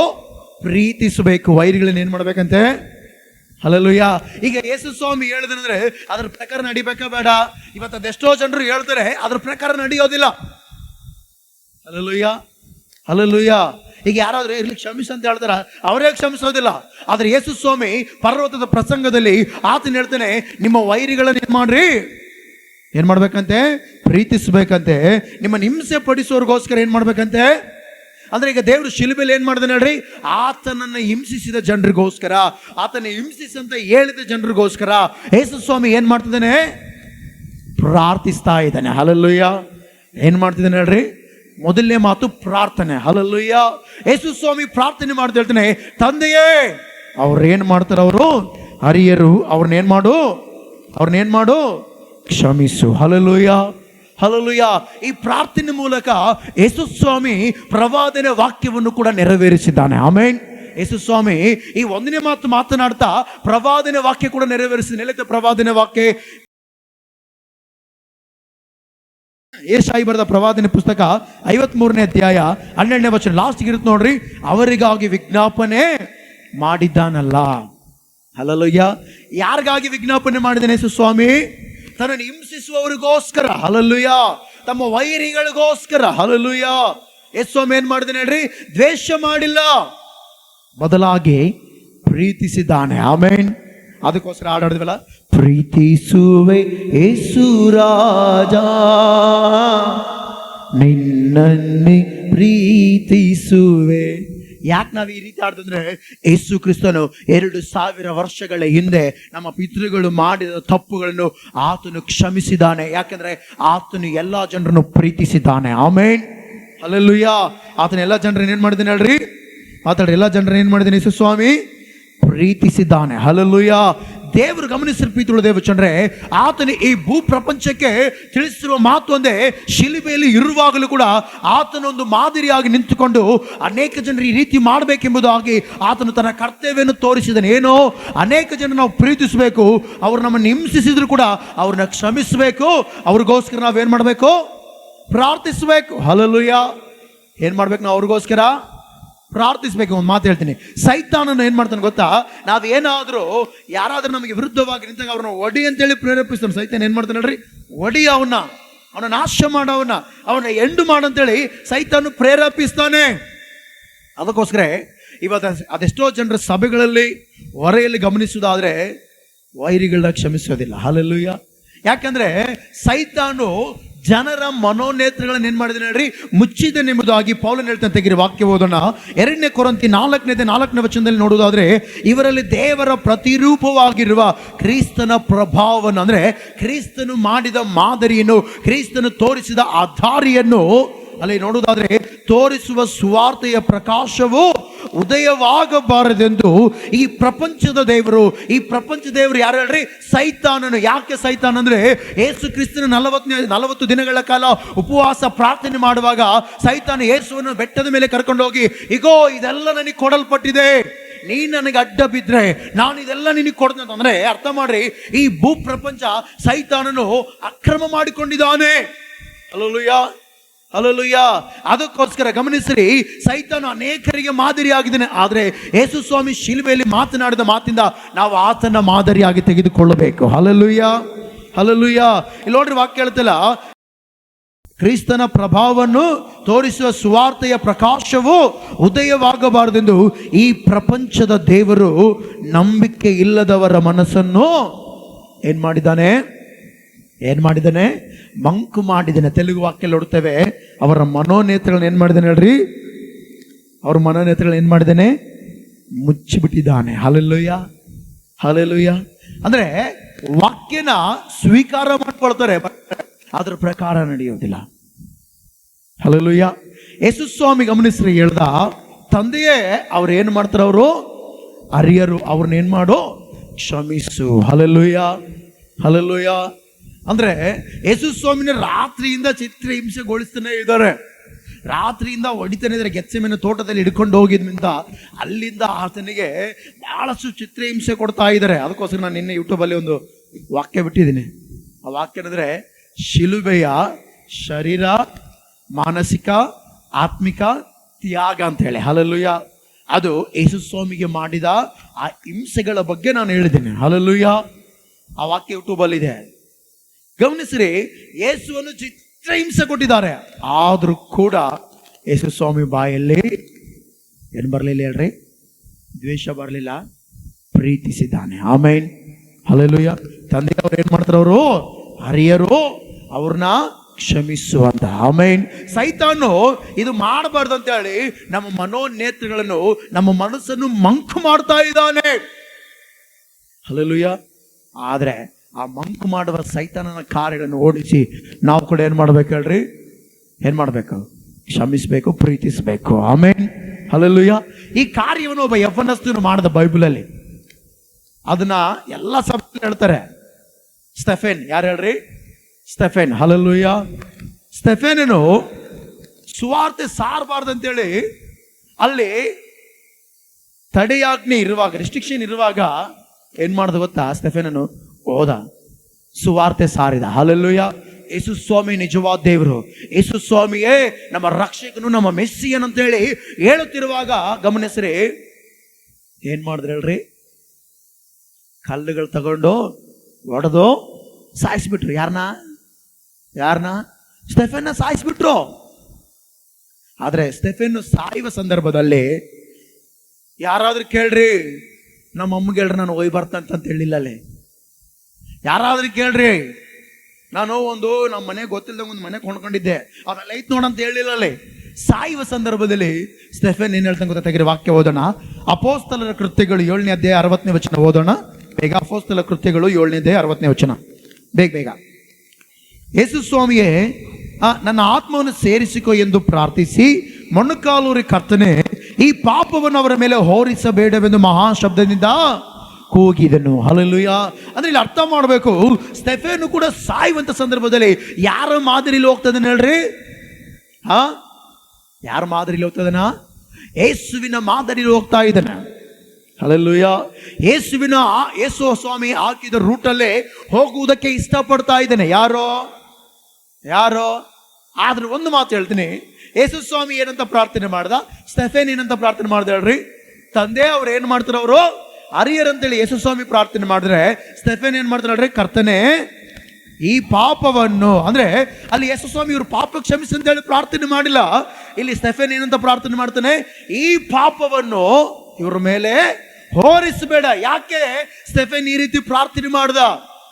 ಏನೋ ಒಂದು ಕಾಲದಲ್ಲಿ ಯೇಸು ಸ್ವಾಮಿನ ಶಿಲುಬೆಗೆ ಹಾಕಿಸ್ಬಿಟ್ರು. ಏನೋ ಒಂದು ಕಾಲದಲ್ಲಿ ತಿಳಿಯಲಾರದೆ ತಪ್ಪು ಮಾಡಿಬಿಟ್ರು. ಆದರೆ ತಿಳಿದು ತಿಳಿದು ತಿಳಿದು ಸ್ಟೆಫೆನ್ ವಿಷಯದಲ್ಲಿ ಕೂಡ ತಪ್ಪು ಮಾಡ್ತಾ ಇದ್ದಾರೆ. ಹಲ್ಲೆಲೂಯಾ. ಇವತ್ತು ಎಷ್ಟೋ ಜನರು ಗಮನಿಸ್ರಿ, ಕ್ರೈಸ್ತವರು ಅನಿಸ್ಕೊಂಡವರು ತಿಳಿಯಲಾರದೆ ತಪ್ಪು ಮಾಡಿದ್ರು. ಓಕೆ, ಒಂದ್ಸಾರಿ ದೇವ್ರು ಕ್ಷಮಿಸ್ತಾನೆ. ಮತ್ತೆ ತಿಳಿದು ತಿಳಿದು ತಿಳಿದು ತಿಳಿದು ತಪ್ಪು ಮಾಡಿದ್ರೆ ಅದನ್ನೇನಂತ ಗೊತ್ತಾ?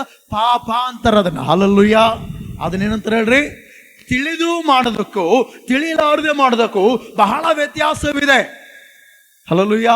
ಕೆಲವು ಸಾರ್ ನೋಡ್ರಿ, ತಂದೆ ತಾಯಿ ಹೇಳ್ತಿದ್ರ, ಯಾವ ಚಿಕ್ಕವನ್ ಬಿಡ, ಅವ್ನಿಗೆ ಏನು ಗೊತ್ತಿಲ್ಲ, ಏನೋ ಮಾಡೇನ, ಇರ್ಲಿ ಕ್ಷಮಿಸ್ ಅಂತಾರ. ಅವ್ನು ದೊಡ್ಡನಾದಾಗ ಅದನ್ನ ಮಾಡಿದ್ರೆ ಗೊತ್ತಿದ್ದು ಮಾಡೇನಿ ಅವನ್ನ ಅಂತ ಹೇಳಿ ಹೊಡಿತಾರೆ. ಹಲ್ಲೆಲೂಯಾ. ಇಲ್ಲಿ ಸ್ಟೆಫೆನ್ ಹೇಳ್ತಿರೋ ಮಾತನ್ನ ಬಹಳ ಸೂಕ್ಷ್ಮವಾಗಿ ನಾವು ಗಮನಿಸಿದಾಗ ಸ್ಟೆಫೆನ್ ಹೇಳ್ತೇನೆ, ತಂದೆಯೇ, ಕರ್ತನೆ, ಈ ಪಾಪವನ್ನು, ಅಂದ್ರೆ ನರಹತ್ಯೆ ಮಾಡಬಾರ್ದು. ನರಹತ್ಯೆ ಮಾಡಿದ್ರೆ ಅದು ಪಾಪನೇ. ನರಹತ್ಯೆ ಮಾಡಬಾರ್ದು. ಧರ್ಮಶಾಸ್ತ್ರ ಪ್ರಕಾರ, ಹೊಸ ಒಡಂಬಡಿಕೆಯ ಪ್ರಕಾರ ಕೂಡ ನರಹತ್ಯೆ ಮಾಡಬಾರ್ದು. ಆದ್ರೂ ಕೂಡ ಅವ್ರು ಏನ್ ಮಾಡ್ತಾರೆ ಹೇಳ್ರಿ? ನರಹತ್ಯೆ ಮಾಡ್ತಾ ಇದ್ದಾರೆ. ಯಾರನ್ನ? ಸ್ಟೆಫೆನ್ ಸಾಯಿಸ್ತಾ ಇದ್ದಾರೆ. ಅದಕ್ಕೋಸ್ಕರ ಅಲ್ಲಿ ಯೇಸುವಿನ ಮಾದರಿ ಇಟ್ಕೊಂಡು ಹೇಳ್ದಯ್ಯ, ತಿಳಿದು ತಿಳಿದು ತಿಳಿದು ಇವ್ರು ಪಾಪ ಮಾಡ್ತಾರೆ, ಈ ಪಾಪವನ್ನು ಇವ್ರ ಮೇಲೆ ಹೊರಿಸ್ಬೇಡ ಎಂದು ಏನ್ ಮಾಡ್ದೇನೆ ಹೇಳ್ರಿ? ಮಹಾ ಶಬ್ದದಿಂದ ಕೂಗಿದ. ಅಂದ್ರೆ ಆ ಜನರಿಗೆಲ್ಲ ಅರ್ಥ ಆಗ್ಬೇಕು, ಅಯ್ಯೋ ಇವನು ಯೇಸುವಿನ ಮಾರ್ಗ ಹಿಡಿದ. ಅದೇ ರೀತಿಯಲ್ಲಿ ನಾವು ಗೊತ್ತಿದ್ದು ತಪ್ಪು ಮಾಡಿದ್ವಿ, ಆಲ್ರೆಡಿ ಯೇಸುವನ್ನು ಶಿಲುಬೆಗೆ ಹಾಕಿಸಿದೀವಿ, ಅದೇನೋ ತಿಳಿಲಾರ್ದಂತ ಅಂದ್ಕೊಂಡ್ರು ಕೂಡ ಈಗ ತಿಳಿದು ಯಾರನ್ನ ಸಾಯಿಸ್ತಾ ಇದ್ದೇವೆ? ಸ್ಟೆಫೆನ್ ಸಾಯಿಸ್ತಾ ಇದ್ದೇವೆ. ಸ್ಟೆಫೆನ್ ಮಾಡಿ ತಪ್ಪೇನು? ಸುವಾರ್ತೆ ಸಾರಬಾರ್ದ? ಹಲ್ಲೆಲೂಯಾ. ಹಲ್ಲೆಲೂಯಾ. ನಮ್ಮ ಭಾರತ ದೇಶದಲ್ಲಿ ಕೂಡ ಒಂದು ಆರ್ಟಿಕಲ್ ಇದೆ, 25, ಆರ್ಟಿಕಲ್ 25. ಯಾರು ಕೂಡ ಅವ್ರ ದೇವರ ಬಗ್ಗೆ ಅವ್ರು ಪ್ರಚಾರ ಮಾಡಬಹುದು, ಅವ್ರಿಗೆ ಹೇಳ್ಬಹುದು. ಹಲ್ಲೆಲೂಯಾ. ಅಲ್ಲಿ ಸ್ಟೆಫೆನ್ ಕೂಡ ಯೇಸುವಿನ ಬಗ್ಗೆ ಹೇಳ್ತಾರೆ. ಏನ್ ಮಾಡಿದ್ರು? ಕಾಲ್ ತಗೊಂಡು ಮುಸ್ತಿಬಿಟ್ರು. ಆದ್ರೂ ಗಮನಿಸಿ, ಕ್ರೈಸ್ತವರಲ್ಲಿ ಸಾಯಿಸುವವರನ್ನ ಕೂಡ ಕ್ಷಮಿಸುವ ಗುಣ ಇದೆ. ಆಮೇನ್. ಹಲ್ಲೆಲೂಯಾ. ಯೇಸು ಸ್ವಾಮಿ ಕಲಿಸಿರೋದೇನು ಹೇಳ್ರಿ? ಈ ಭೂ ಪ್ರಪಂಚದ ದೇವರ ಮಕ್ಕಳಿಗೆ ಆತನ ಕಲಿಸಿರುವ ಮಾತೊಂದೇ, ನಮ್ಮ ಜೀವಿತದಲ್ಲಿ ಸಾವೇ ಬಂದ್ರು ನಾವೇನ್ ಮಾಡಬಾರ್ದು? ದ್ವೇಷ ಮಾಡಬಾರ್ದು, ಅವ್ರನ್ನ ಕ್ಷಮಿಸಬೇಕು. ಹಲ್ಲೆಲೂಯಾ. ಹಲ್ಲೆಲೂಯಾ. ಏನ್ ಮಾಡ್ಬೇಕು ನಾವು? ಒಂದೇದಾಗಿ ಕ್ಷಮಿಸ್ಬೇಕು. ಅದಕ್ಕೋಸ್ಕರ ಯೇಸು ಸ್ವಾಮಿ ಏನ್ ಹೇಳ್ದ? ತಂದೆಯೇ, ಅವರಿಗೆ ಕ್ಷಮಿಸು, ತಾವು ಏನು ಮಾಡುತ್ತೆ ಎಂಬುದು ಅವರಿಗೆ ಗೊತ್ತೇ ಇಲ್ಲ, ಅರಿಯರವರು, ಅವ್ರನ್ನ ಕ್ಷಮಿಸುವಂತ ಒಂದೇ ಮಾತು. ಶಿಲುಬೆಯಲ್ಲಿ ನೋಡ್ರಿ ದೇವರು ಪ್ರಾರ್ಥನೆ ಮಾಡ್ತಾ ಹೇಳ್ತಾನೆ, ಅವ್ರನ್ನ ಏನ್ ಮಾಡು? ಕ್ಷಮಿಸು. ಆಮೇನ್. ಎರಡನೇ ಮಾತು, ಎರಡನೇದಾಗಿ ತೆಗಿರೋ ವಾಕ್ಯ ಓದೋಣ. ಲೂಕನ್ ಬರೆದ ಸುವಾರ್ತೆ 2ನೇ ಮಾತು ಓದೋಣ. ಲೂಕನ್ ಬರೆದ ಸುವಾರ್ತೆ 23:43 ವಾಕ್ಯ ಓದ್ರಿ.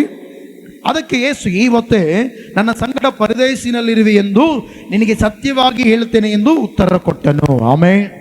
ಹಲ್ಲೆಲೂಯಾ. ಇಲ್ಲಿ ಏನಂತೈತೆ ವಾಕ್ಯ? ಯೇಸು ಸ್ವಾಮಿ ಹೇಳ್ದ, ಅದಕ್ಕೆ ಯೇಸು, ಇವತ್ತೇ ನನ್ನ ಸಂಗಡ ಪರದೇಶಿನಲ್ಲಿರುವೆ ಎಂದು ನಿನಗೆ ಸತ್ಯವಾಗಿ ಹೇಳುತ್ತೇನೆ ಎಂದು ಉತ್ತರ ಕೊಟ್ಟನು. ಹಲ್ಲೆಲೂಯಾ. ನಾನು ಅವಾಗ ಕೂಡ ಈ ಮಾತು ಹೇಳ್ಬೇಕಾದ್ರೆ ಒಂದು ಮಾತು ಹೇಳ್ತಿರ್ತೀನಿ. ಕಳ್ರಿಗೆ ಯಾರಾದ್ರೂ ಸತ್ಯ ಹೇಳ್ತೀರಾ? ನೀವೇಳ್ರಿ. ಕಳ್ಳ ಬಂದೆ ನಿಮ್ಮ ಮನೆಗೆ ಬಂದಾಗ, ಇಲ್ಲ ಕೆಲವು ಸಾರಿ ಮನೆಗೆ ಕಳ್ರಿರ್ತಾರ ಅಲ್ಲ, ಕಳ್ರಿಗೆ ಅಲ್ಲಿ ಬೀರೋದಾಗ 50,000 ಇಟ್ಟಿನಿ ನೋಡ್ಕಿಂತೀರ ಅಂತ ಹೇಳ್ತೀರ ಅವನಿಗೆ. ಕಳ್ಳಿಗೆ ಸತ್ಯ ಹೇಳ್ತೀರಾ? ಸತ್ಯ ಹೇಳಿದ್ರೆ ಏನಂತೆ? ನೀನು ಹಿಂಗೆ ಹೊರಕ್ಕೆ ಹೋಗಿ ಎತ್ತಿ ಅಂತ ಹೋಗ್ಬಿಡ್ತಾನೆ ಎಲ್ಲ. ಯಾಕೆ ಹೇಳ್ರಿ? ಕಳ್ಳನ ಬುದ್ಧಿ ಹೋಗ್ಕಲಾದ. ಹಲ್ಲೆಲೂಯಾ. ಅದು ದೊಡ್ಡವ್ರು ಒಂದು ಮಾತು ಹೇಳ್ತಾರ, ಹುಟ್ಟು ಗುಣ ಸುಟ್ರು ಹೋಗಲ್ಲಂತೆ, ಕಳ್ಳನ ಬುದ್ಧಿ ಸುಟ್ರು ಹೋಗಲ್ಲ. ಹಲ್ಲೆಲೂಯಾ. ಈಗ ಇವನು ಯಾರು ಹೇಳ್ರಿ? ಕಳ್ಳ ಇವನು. ಯೇಸು ಸ್ವಾಮಿ ಪಕ್ಕಿಗೆ ಆ ಕಡೆ ಒಬ್ಬರನ್ನ ಈ ಕಡೆ ಒಬ್ಬರನ್ನ ಶಿಲುಬೆಗೆ ಹಾಕಿದ್ದಾರೆ. ಏನ್ ಮಾಡಿದ್ದಾರೆ? ಶಿಲುಬೆಗೆ ಹಾಕಿದ್ದಾರೆ.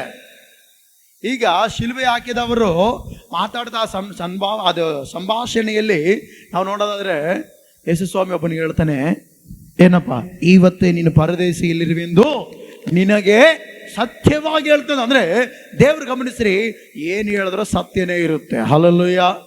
ಹಲ್ಲೆಲೂಯಾ. ಹಲ್ಲೆಲೂಯಾ. ಯೇಸು ಸ್ವಾಮಿ ಏನ್ ಹೇಳ್ತಾನಂತೆ? ಸತ್ಯವಾಗಿ ಹೇಳ್ತಾನಂದ. ಆಮೇನ್.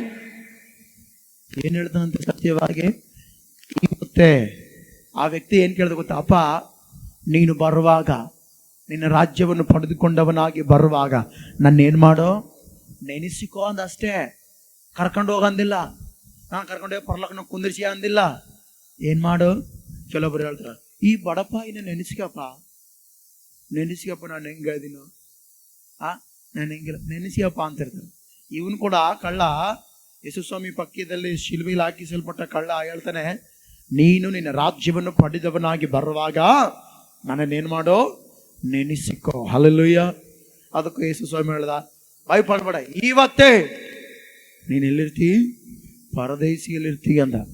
ಇದು ನಾನು ನಿನಗೆ ಸತ್ಯವಾಗಿ ಹೇಳ್ತೀನಿ ದೇವರು ಉತ್ತರ ಕೊಟ್ಟನು. ಆಮೇಲೆ ಹಲ್ಲೆಲೂಯಾ. ಯೇಸುಸ್ವಾಮಿ ಅಕ್ಕಪಕ್ಕದಲ್ಲಿ ಇಬ್ಬರನ್ನ ಕಳ್ಳರನ್ನ ಯಾಕೆ ಹಾಕಿದ್ರು? ಯೇಸುಸ್ವಾಮಿ ಒಬ್ಬರನ್ನೇ ಶಿಲ್ಬೆಗೆ ಹಾಕ್ಬೇಕಾಗಿತ್ತಲ್ಲ. ಯಾಕೆ ಇಬ್ಬರನ್ನ ಕಳ್ಳರನ್ನ ಆ ಕಡೆ ಈ ಕಡೆ ಹಾಕಿದ್ರು ಅಂದ್ರೆ, ಅದು ಪ್ರವಾದಿನ ವಾಕ್ಯದಲ್ಲಿದೆ. ಅದೆಲ್ಲಿದೆ? ಎಲ್ಲಿದೆ? 53:12 ಯೆಶಾಯ ಬರೆದ ಪ್ರವಾದನೆ ಪುಸ್ತಕ 53ನೇ ಅಧ್ಯಾಯ 12ನೇ ವಚನದಲ್ಲಿ ಮಿಡಿಲಲ್ಲಿದೆ, ತನ್ನ ಪ್ರಾಣವನ್ನು ದಾರ ಎರೆದು ಮರಣ ಹೊಂದಿ ದ್ರೋಹಿಗಳೊಂದಿಗೆ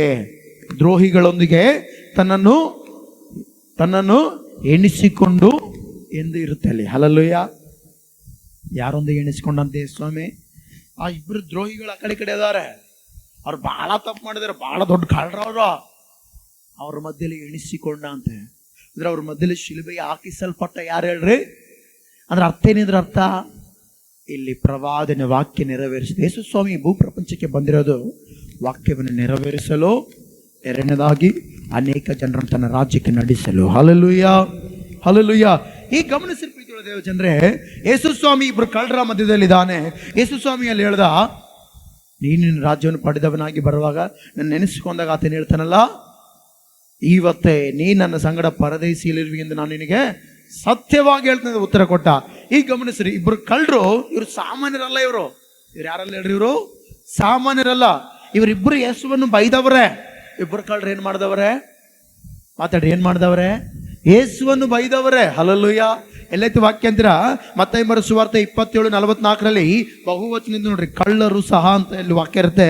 ಮಾರ್ಕ ಬರೆದ ಸುವಾರ್ತೆ 15ನೇ ಅಧ್ಯಾಯ 32ನೇ ವಚನದಲ್ಲಿ ನೋಡೋದಾದ್ರು ಕೂಡ ಅಲ್ಲಿ ಆತನ ಸಂಗಡ ಸಿಲುಬೆಗೆ ಹಾಕಲ್ಪಟ್ಟವರು ಸಹ ಆತನ ನಿಂದಿಸಿದ್ರು ಅಂತ ಹೇಳಿ ವಾಕ್ಯ ನೋಡ್ತಂದ್ರೆ, ಒಂದು ಕಾಲದಲ್ಲಿ ಯೇಸುಸ್ವಾಮಿ ಮೊದಲನೇ ಮಾತನಾಡೋದಕ್ಕಿಂತ ಮುಂಚೆ ಇಬ್ರು ಯೇಸುವನ್ನು ತಿರಸ್ಕರಿಸಿದವರೇ, ಇಬ್ರು ಯೇಸುವನ್ನು ಬೈದವರೇ, ಇಬ್ರು ಯೇಸುವನ್ನು ನೋಪಡಿಸಿದವರೇ.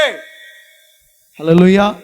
ಆದರೆ ಯಾವಾಗಾದ್ರೆ ಯೇಸುಸ್ವಾಮಿ ಮೊದಲನೇ ಮಾತನಾಡಿದಾಗ ಒಬ್ಬ ಕಳ್ಳನಿಗೆ ಮನದಟ್ಟಾಯ್ತು, ಆದ್ರೆ ಒಬ್ಬನಿಗೆ ಮನದಟ್ಟಾಗ್ಲಿಲ್ಲ. Hallelujah, hallelujah.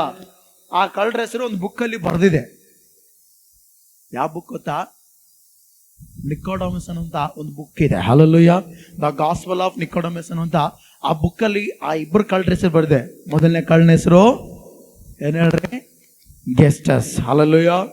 ಎರಡನೇ ಕಳ್ಳನ ಹೆಸರು ಡಿಸ್ಮಸ್. ಮೊದಲನೇ ಕಳ್ಳನ ಹೆಸರು ಏನ್ ಹೇಳ್ರಿ? ಗೆಸ್ಟಸ್. ಎರಡನೇ ಕಳ್ಳನ ಹೆಸರು ಡಿಸ್ಮಸ್. Hallelujah, hallelujah. ಗಮನಿಸ್ರಿ, ಈ ಗೆಸ್ಟಸ್ ಅನ್ನುವಂಥ ವ್ಯಕ್ತಿ ಮೊದಲನೇ ಕಳ್ಳ ಅಂದ್ರೆ ಅವನ ಬಗ್ಗೆನೇ ಬರದೆ. ಈ ಮೊದಲನೇ ಕಳ್ಳ ಏನ್ ಮಾಡ್ದ ಗೊತ್ತಾ? ಯೇಸುಸ್ವಾಮಿನ ಆ ಒಂದನೇ ಮಾತಾಡಿದಾಗಲೂ ಕೂಡ ಅವನು ಅದೇ ರೀತಿ ಸಹ ನಿಂದಿಸ್ತಾ ಇದ್ದಾನೆ. ತೆಗಿರೋ ವಾಕ್ಯ ಓದೋಣ. ಅವನು ಏನ್ ಮಾತಾಡ್ತಾನೆ ನೋಡೋಣ. ಬರೆಸುವಾರ್ತೆ 23:39 ಹೋದ್ರಿ ಬೇಗ.